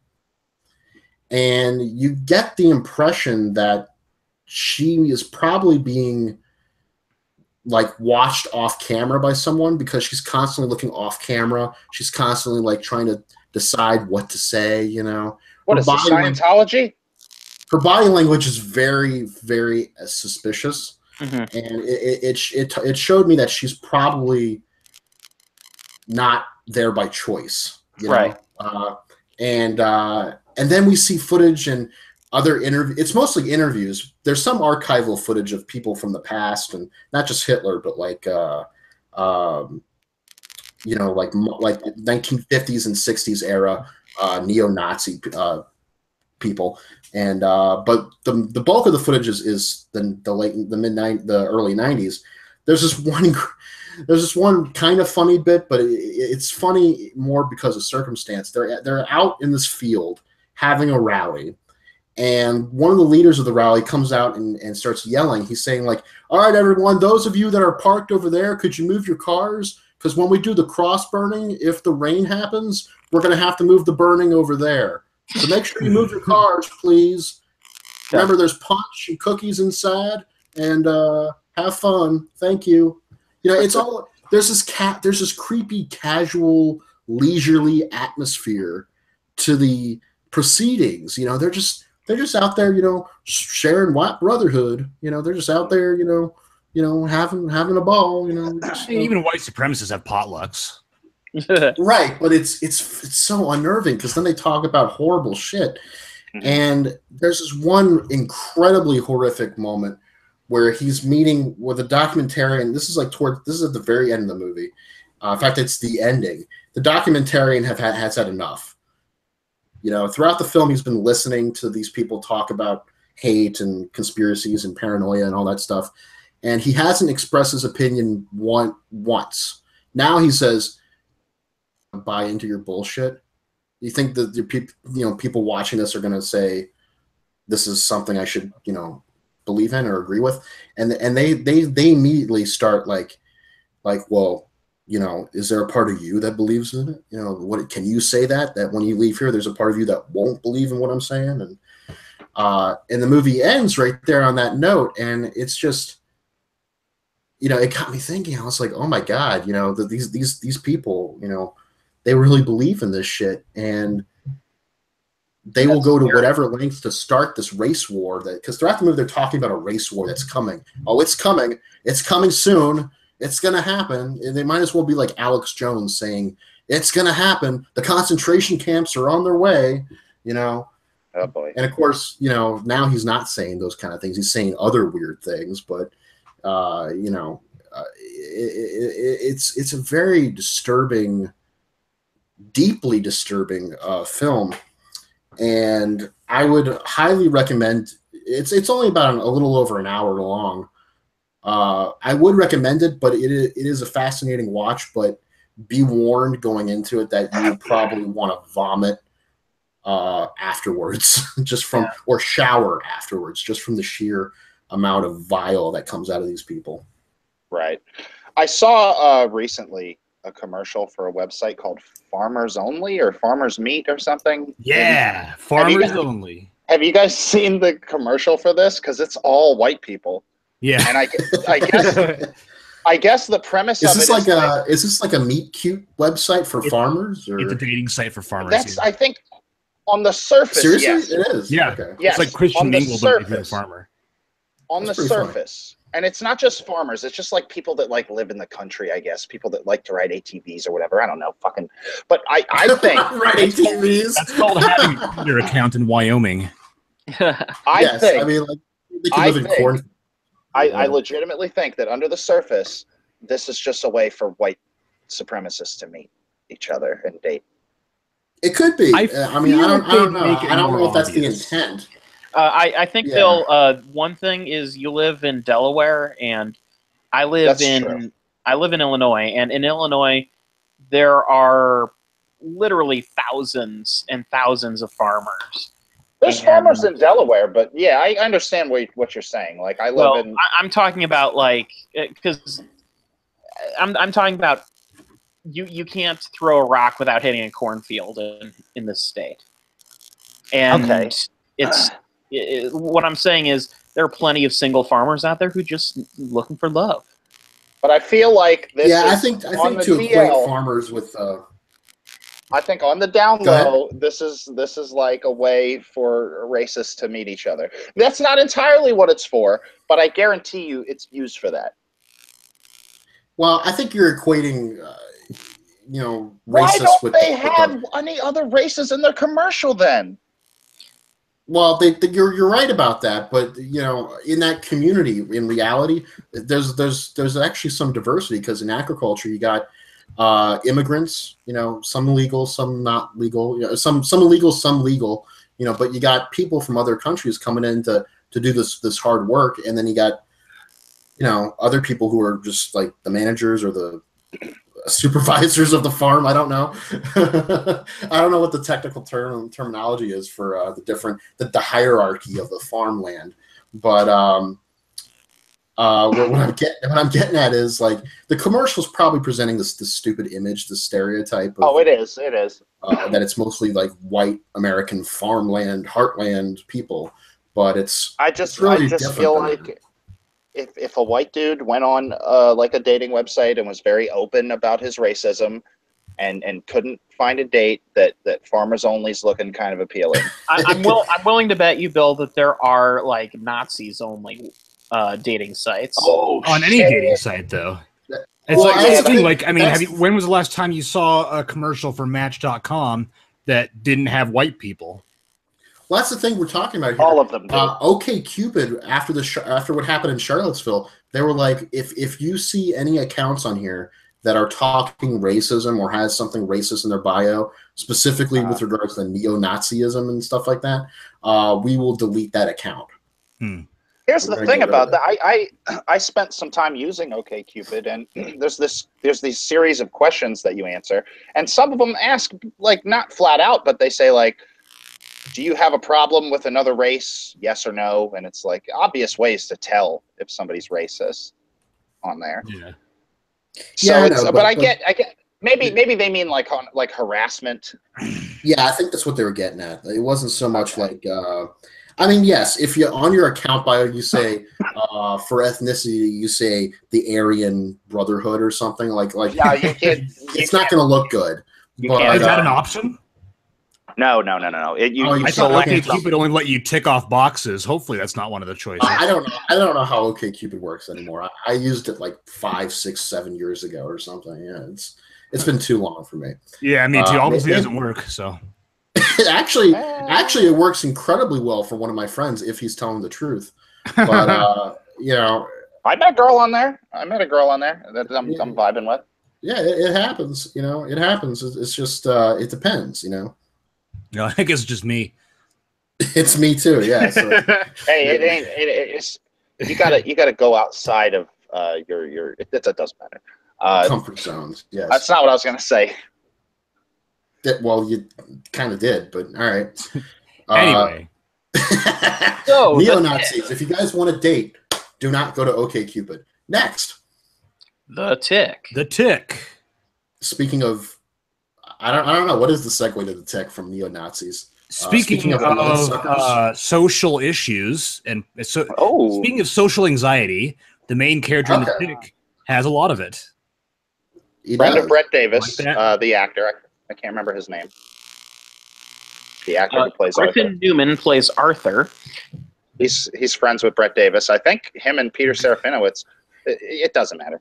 Griffin Newman is a great actor, but that's such a douchebag name. Well, I don't think so. I think it's very nerdy. We should just end the episode on that. Oh, okay. I'm down for that. Click. No. It's a good show. It's good. It's got good people in it. I like Griffin Newman. I think it's a great show. Sounds like a douchebag. Despite his name.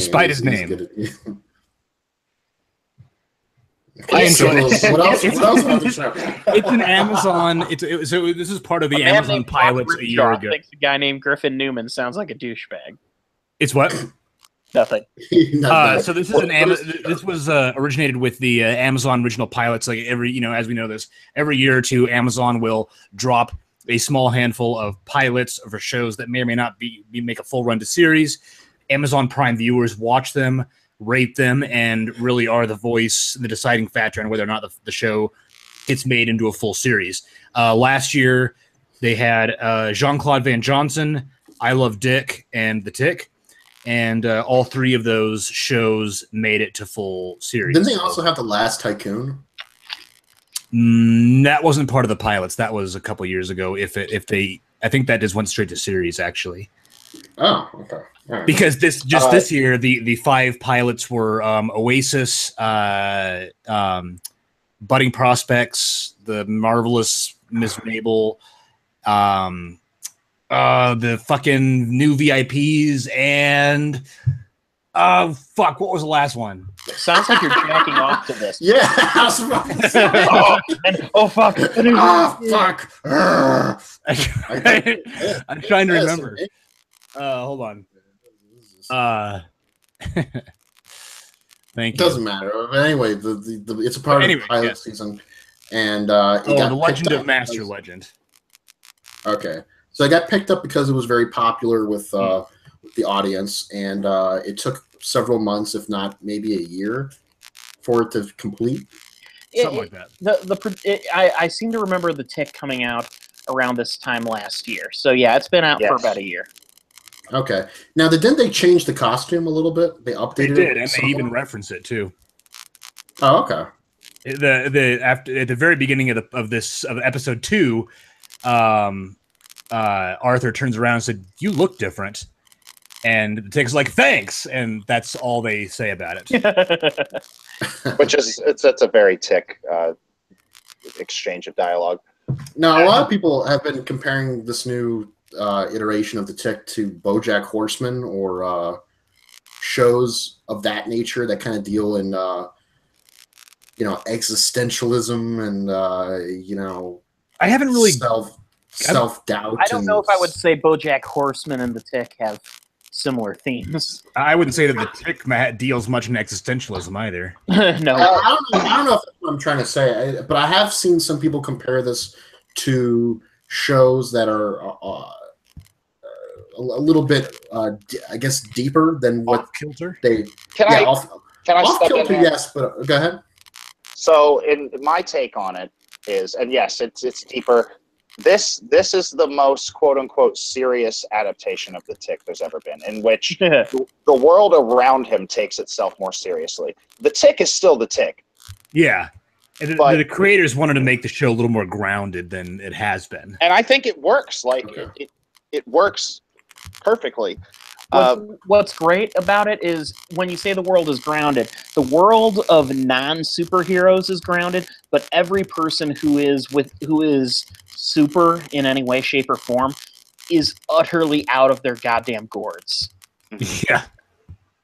And that includes everything from Overkill, the Punisher, like sort of super anti-hero who just kills the shit out of everyone.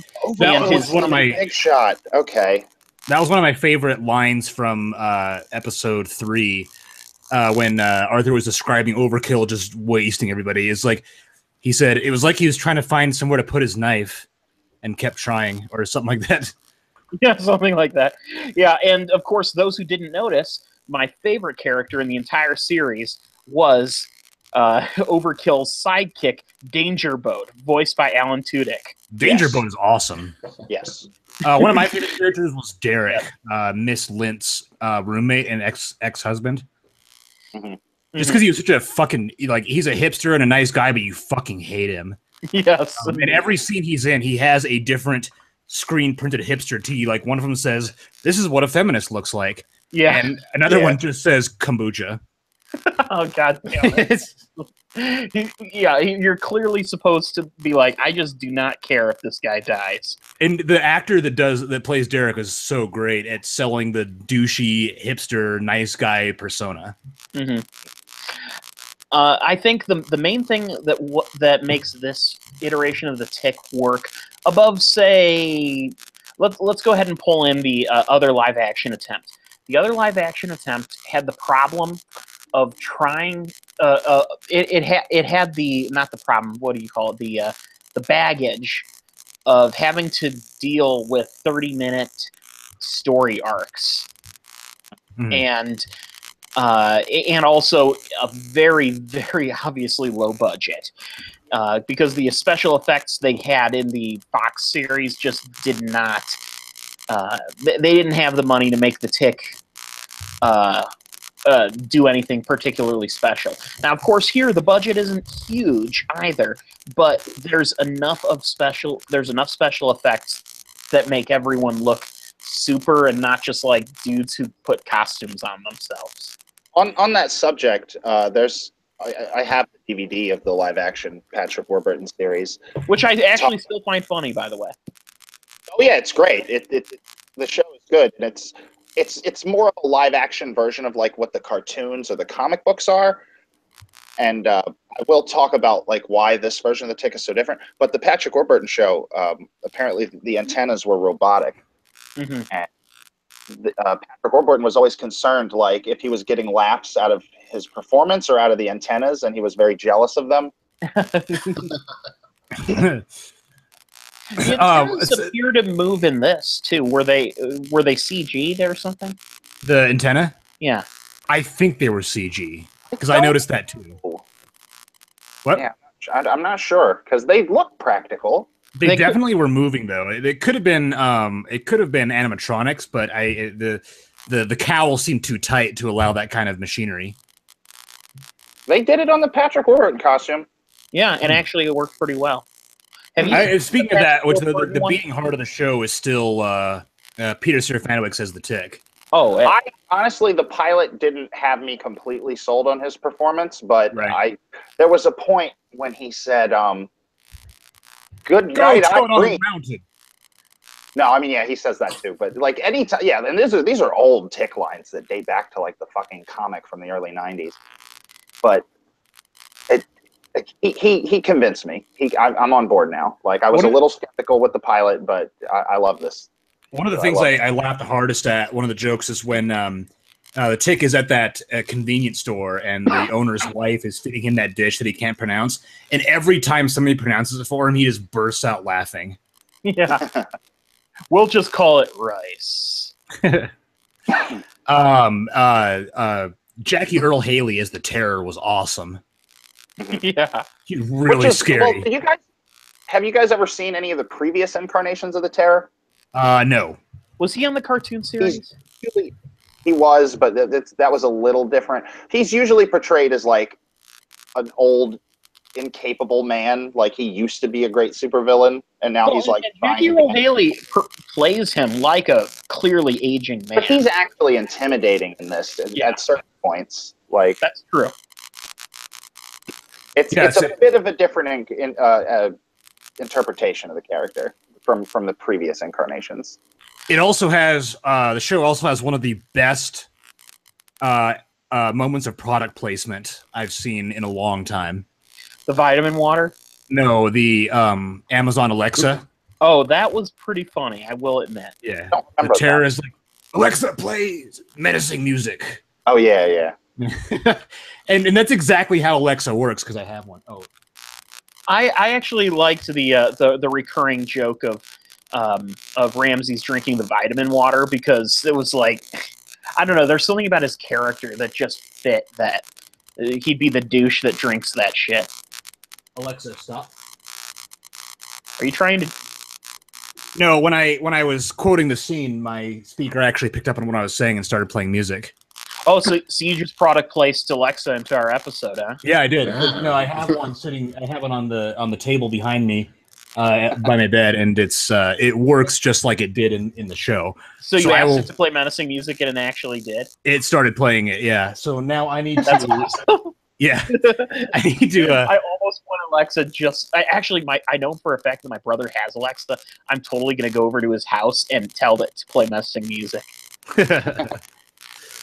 What do you guys feel? How do you guys feel about the decision to split season 1 in half?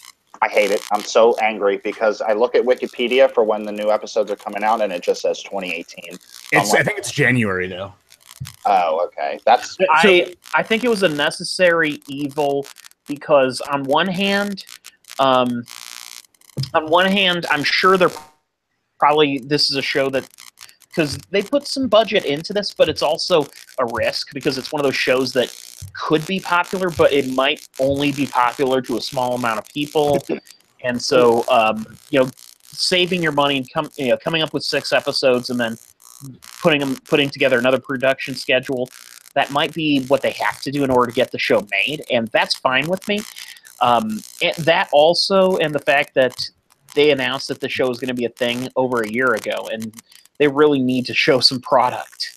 Well, that's not actually the reason.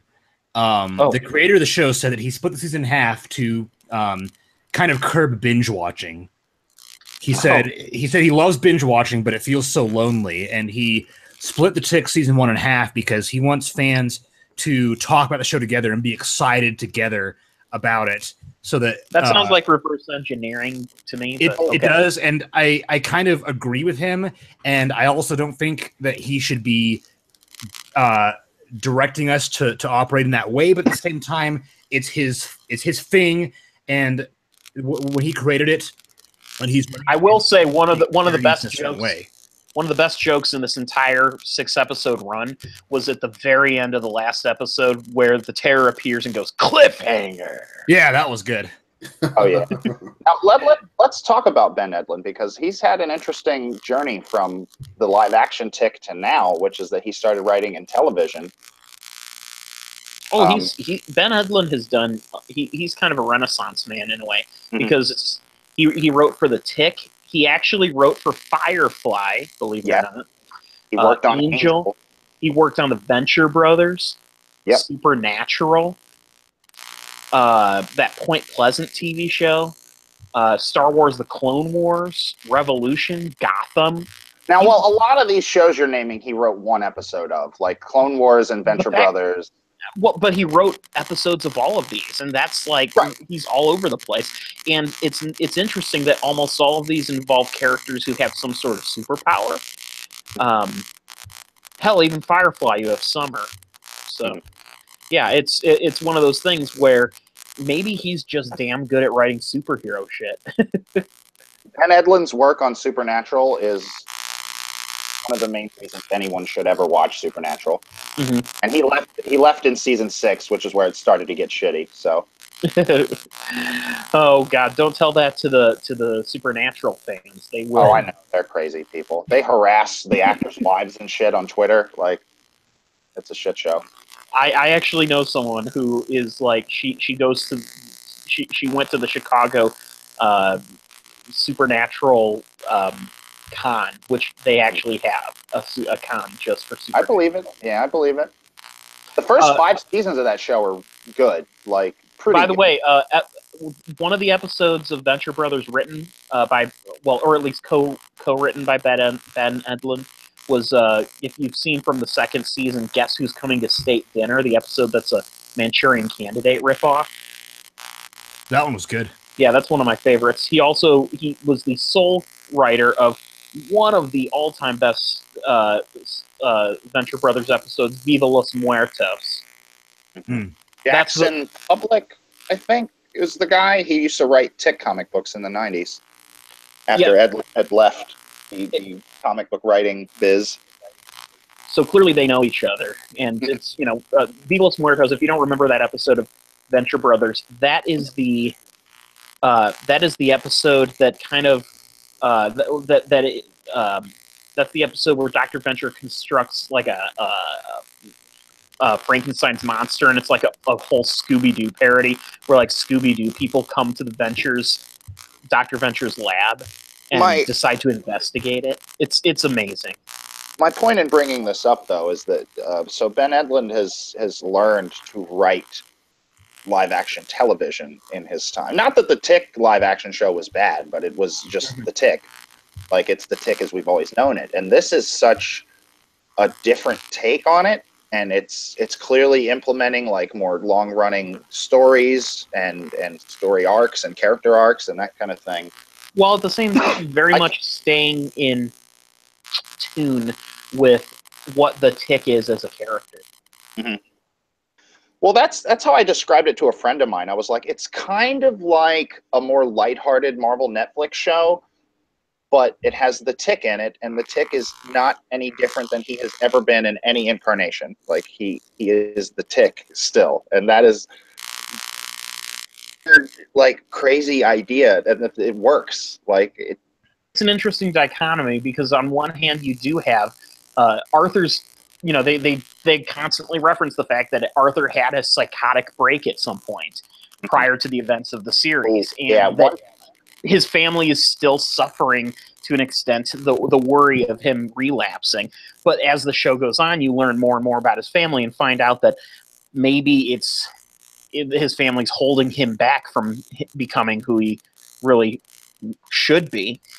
and what he should be is the Tick's sidekick. You know what one of my favorite jokes was? And What's that? I was really concerned with the pilot that they were going to try to do a Wilfred thing where the Tick was a figment of Arthur's imagination. And then they addressed they it. run with that through the first and most of the second episode. Yeah, The way that they put the kibosh on it is great. absolutely. Yeah, like the Tick walks up as Arthur's talking to his sister, and Arthur at this point thinks that the Tick is a figment of his imagination. And he's like, "Hi, Tick. She can't see you." And she's like, "I can see him." Yeah. Yeah. Well, and you see her face. You can tell that she recognizes that there's another person coming in there, and it was perfect because they did in that first episode and most of the second. They do make you think, are they really gonna pull this, that like he's fake, that he's and that he's not real, and I like that they set you up for 2 episodes only to say no, he's in fact exactly as Real as any of us. exactly. And that's what makes the Tick so strange, because who knows where he came from? He doesn't even know where he came from. And the fact is he's here and he wants to help. Yep. I think I've covered this on the show before, but I don't know if you guys remember. Do you know how the first issue of The Tick begins? I do not know. Go ahead. He is sitting in a padded room in a mental institution with a fucking dress shirt and a tie, and he's just like, "I want to leave," and he just leaves. And he, Saying that maybe this everything is a product of the Tick's imagination. No, I think They that never- literally happened. I think he literally was in a mental institution. Was like, I just want to leave. now, is it the Tick it's in not clear if he was costume a with a patient. suit?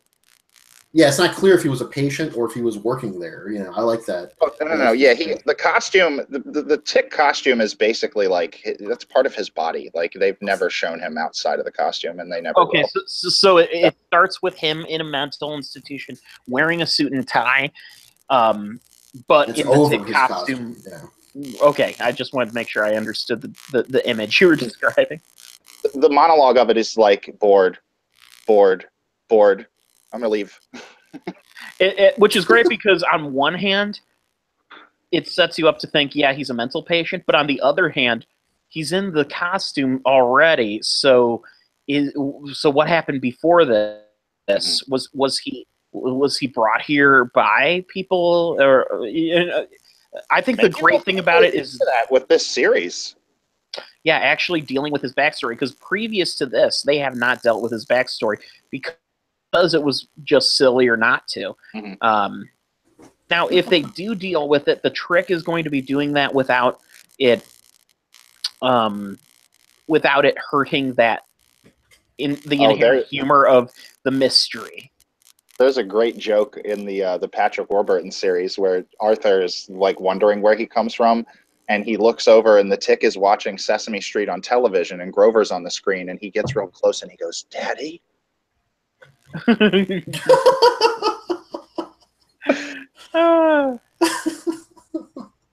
Yeah, I'm not even sure why that's funny, but it is. It's stupid.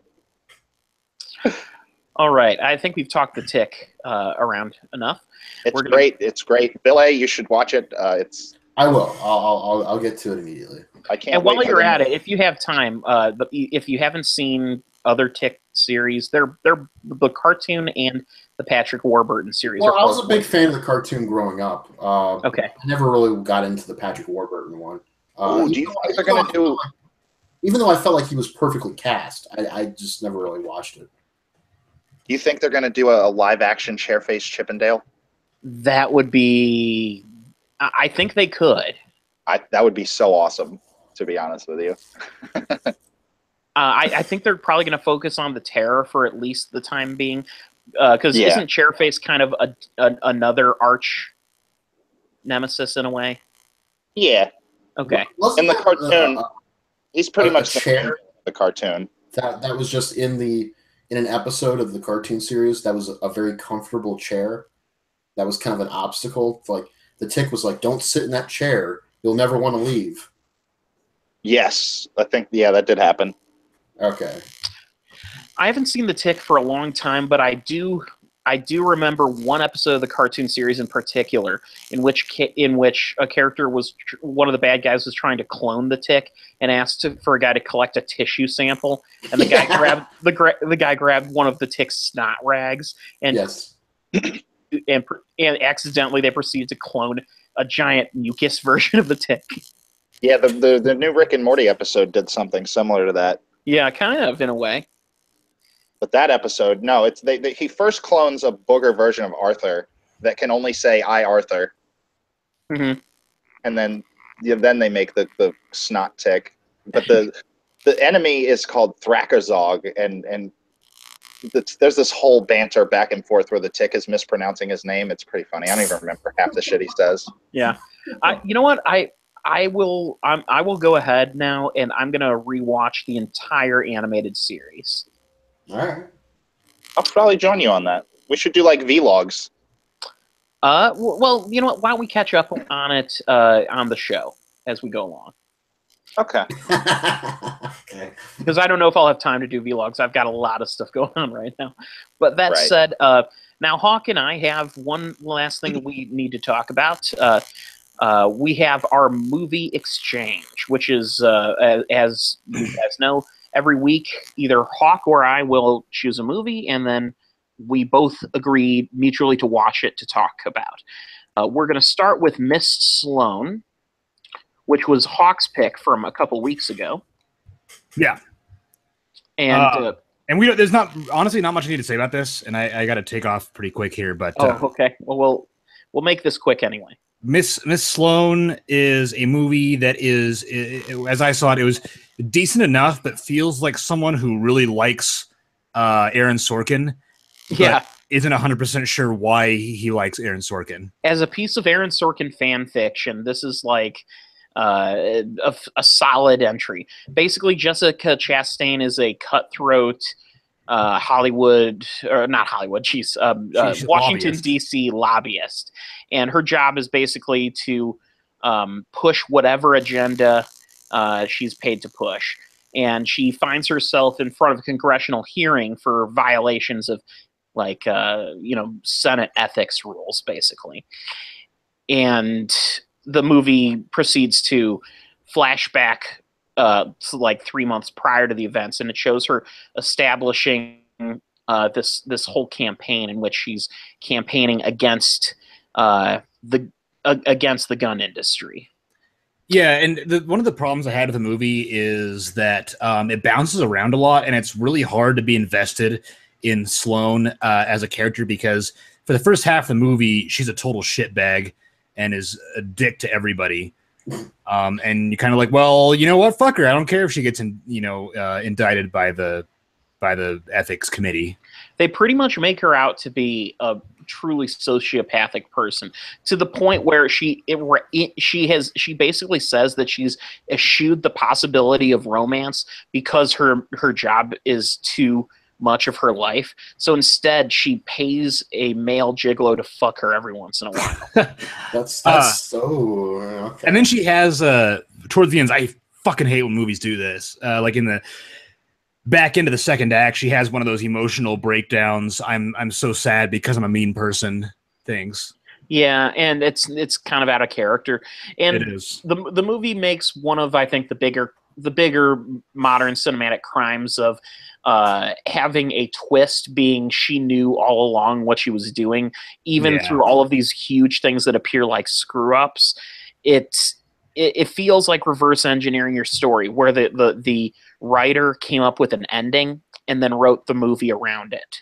There was a good video I watched on YouTube that kind of discussed the intricacies of how to do a plot twist, and the two movies it offered as being opposite on the end of the spectrum was Primal Fear being on how you do a plot twist right, and Now You See Me being how you do a plot twist wrong. Oh God! Now You See Me is how you do a lot of things wrong. Now You See Me is a movie that I really enjoy, but even I will admit that the plot twist was it was bad because they went for they went for a plot twist that literally no one would see coming because there's never anything to suggest that that's the case. Whereas Exactly. Primal Fear makes you question everything that's happened so far. Now You See Me is like, oh, it's a different character now.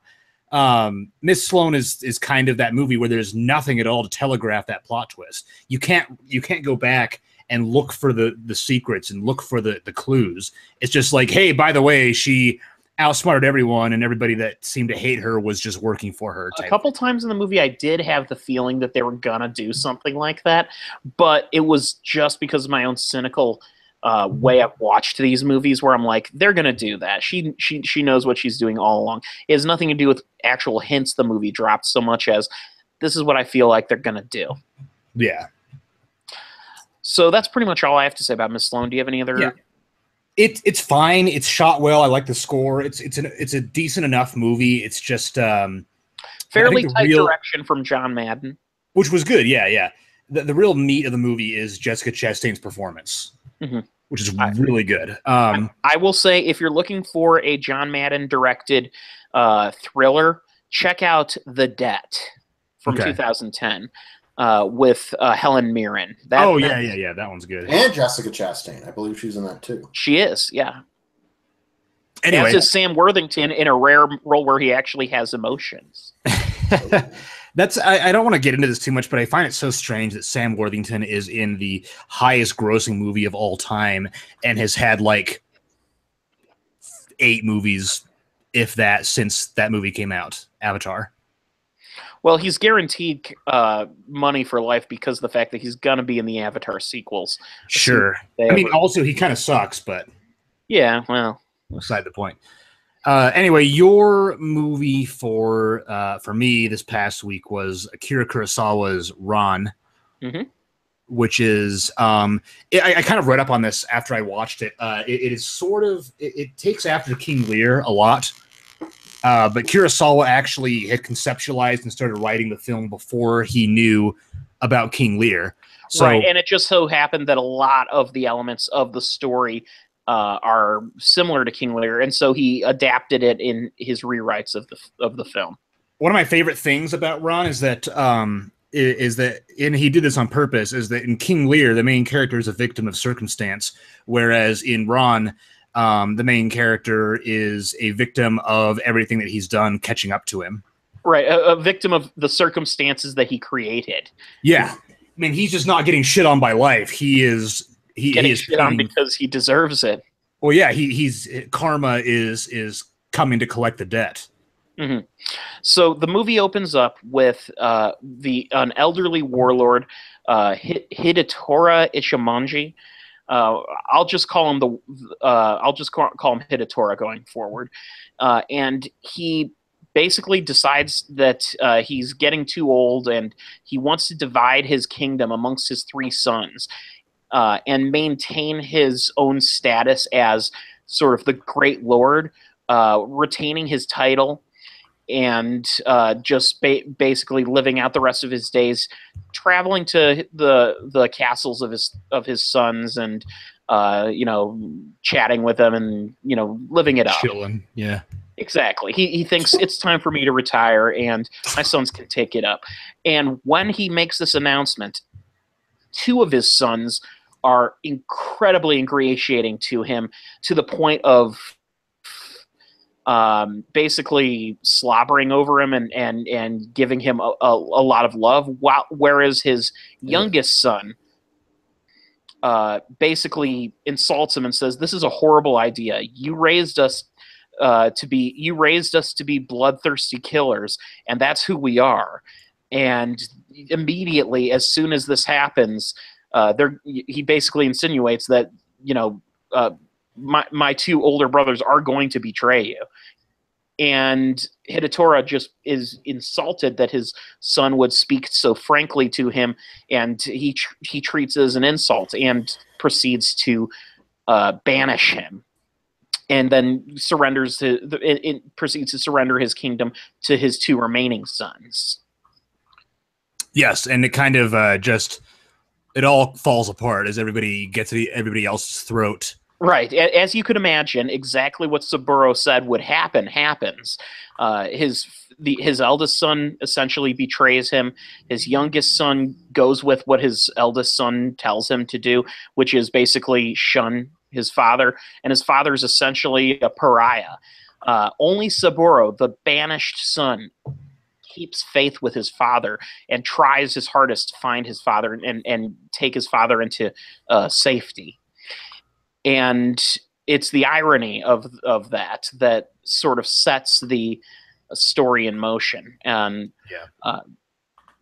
now, without going into too much, because there's a lot more story in this, the reason I recommended Ron as a film is because there are so many visual elements in it that have been co-opted by anime cinema that this is really like a perfect movie to watch to see live action stylization. From the opening in which you see the meeting of the warlords, where everyone has their specifically color-coded costumes set across a wind-swept plain that is just, Kurosawa shoots the outdoors like no other director, I swear. And of course, the film's probably the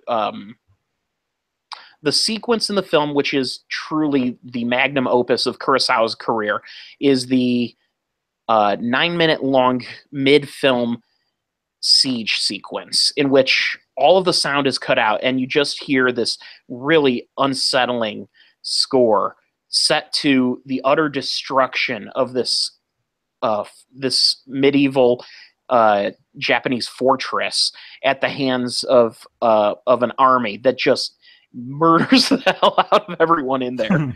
And Kurosawa stylizes the violence in this film. There are splashes of blood bigger than you might even see in a Quentin Tarantino movie. Yeah, and it's very bright too. Like the color grading on the blood is so much more vibrant than you would expect to see in a movie that has that much blood. It's almost Dawn of the Dead neon red. But in this case, what's weird about it, whereas in Dawn of the Dead it makes it look cartoonish, in this it just makes it look that much more grotesque because the way it highlights itself against the rest of the scenery. Yeah, there's this awesome image in that sequence where you see a character whose throat has been slit, and you see the blood has flooded into just the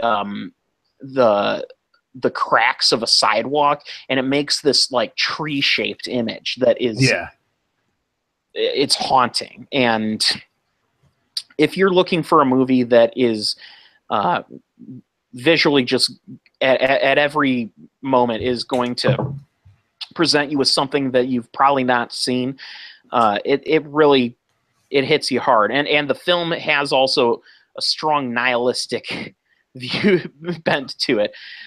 You were mentioning this, Hawk. What is your take on that?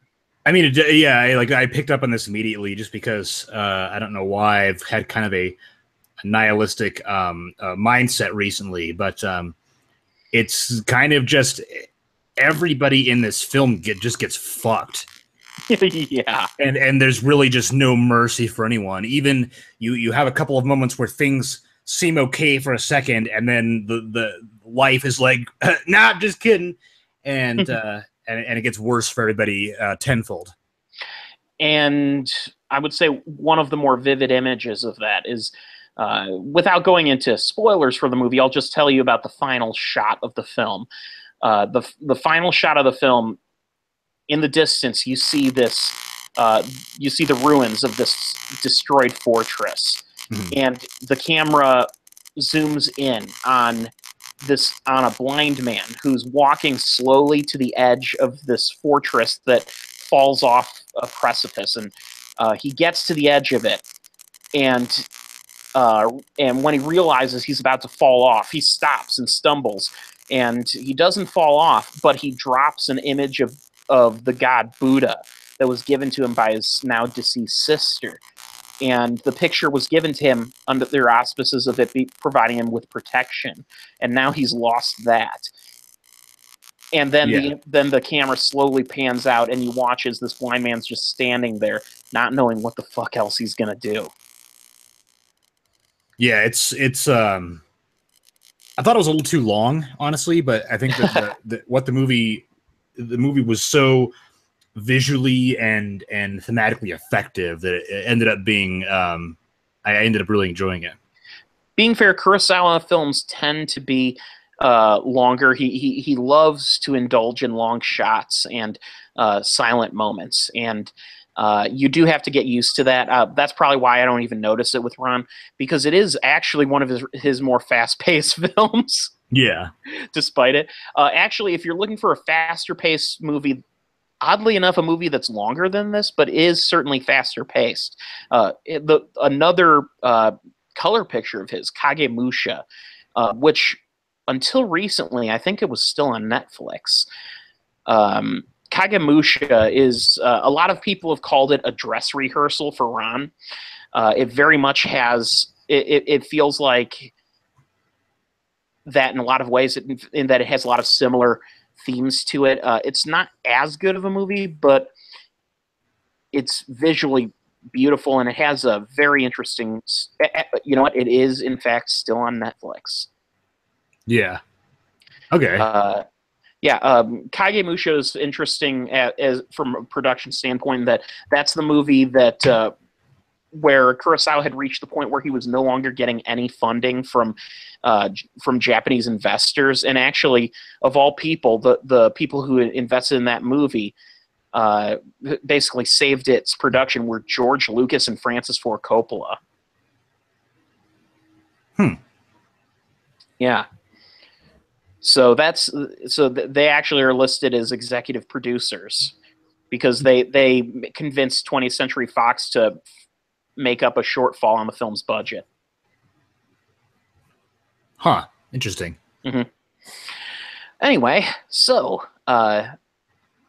with that said, I think that's a good cap on the episode there. Now, Hawk, you need to think quick as to what you want to recommend for the next week. Yeah, I do. Yeah. I'll let you know. All right. You'll let me know. As soon as I can. I actually have... Sorry, I that sounded way more condescending than I wanted it to. I have an idea, but I also had a second idea that I forgot, so I'll either remember the second one or tell you what the first one was. All right, fair enough. Well, we will check back next week with your recommendation. This weekend is going to be, this is the official start of the September shithouse. This is the time of the year where where studios just don't give a crap what they're putting out. The only major release this weekend is actually Close Encounters of the Third Kind, the re-release. Well, actually, no. There's Marvel's The Inhumans pilot. They're showing on IMAX. Yeah, I'm gonna go see that. It's fucking stupid. Yes. Yeah, on IMAX only. IMAX. So. Yes, and also, the Inhumans, the showrunner of Inhumans is Scott Buck, who was the showrunner of Iron Fist. So we can plan ahead for the disappointment. Yep. Okay, and there's I know Patty Cakes is going to play near me this weekend, and some movie called Tulip Fever is getting a. That movie is Dane DeHaan and Alicia Vikander having sex constantly, and it's also got Cara Delevingne and Chris. So Dane DeHaan is having sex constantly, which means Zach and his wife are going to love this movie. Yes, probably, and. They both really are Dane DeHaan. Next week is the It movie. Yeah, I'm excited for that. We've got actually the two that I'm reviewing this month are Lego Ninjago and American Made. Oh yeah, and by the way, Charlie Sheen's 9/11 movie goes wide. Oh yeah, a friend of mine who fucking horrible. A friend of mine who programs movies picked it for his movie theater, and I want to just hit someone with a hammer because of that decision. Just listen to this. When you think a movie about 9/11, I think Charlie Sheen, Whoopi Goldberg, and Luis Guzman. Yes, in an elevator. Please tell me it's God. I'm sorry. Don't get me wrong. The movie, Could be. No, it's not. No, There's no could be there. There's no hope. Especially when you consider that Charlie Sheen is or was a 9/11 truther. Well, that could also have been the cocaine talking. I mean, what's the point? Or what's the difference at this point? Yeah, really. That's true. So that said, though, I am going to be going to the movie theater for the first time since May because I've been cleared by my doctor to drive. So, yay! This weekend? That also means that I can no longer take any tramadol. Aww. Oh.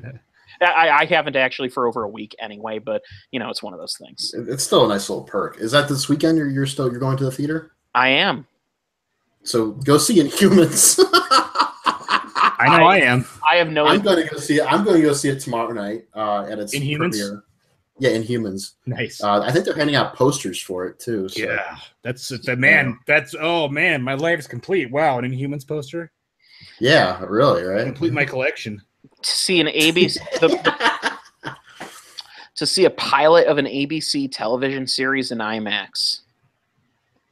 There's nothing There's nothing I would like less.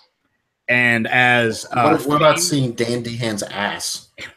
As famed cinematic masochist Hawk Ripjaw, there's nothing I would like to see more than the pilot of an ABC television series from the showrunner of Iron Fist in IMAX that probably has the IMAX ticket. It's probably going to be $13 or more like IMAX is too. I can't wait. Hold on. The showrunner of Iron Fist is behind this show? Yeah, that's what I said. Yeah.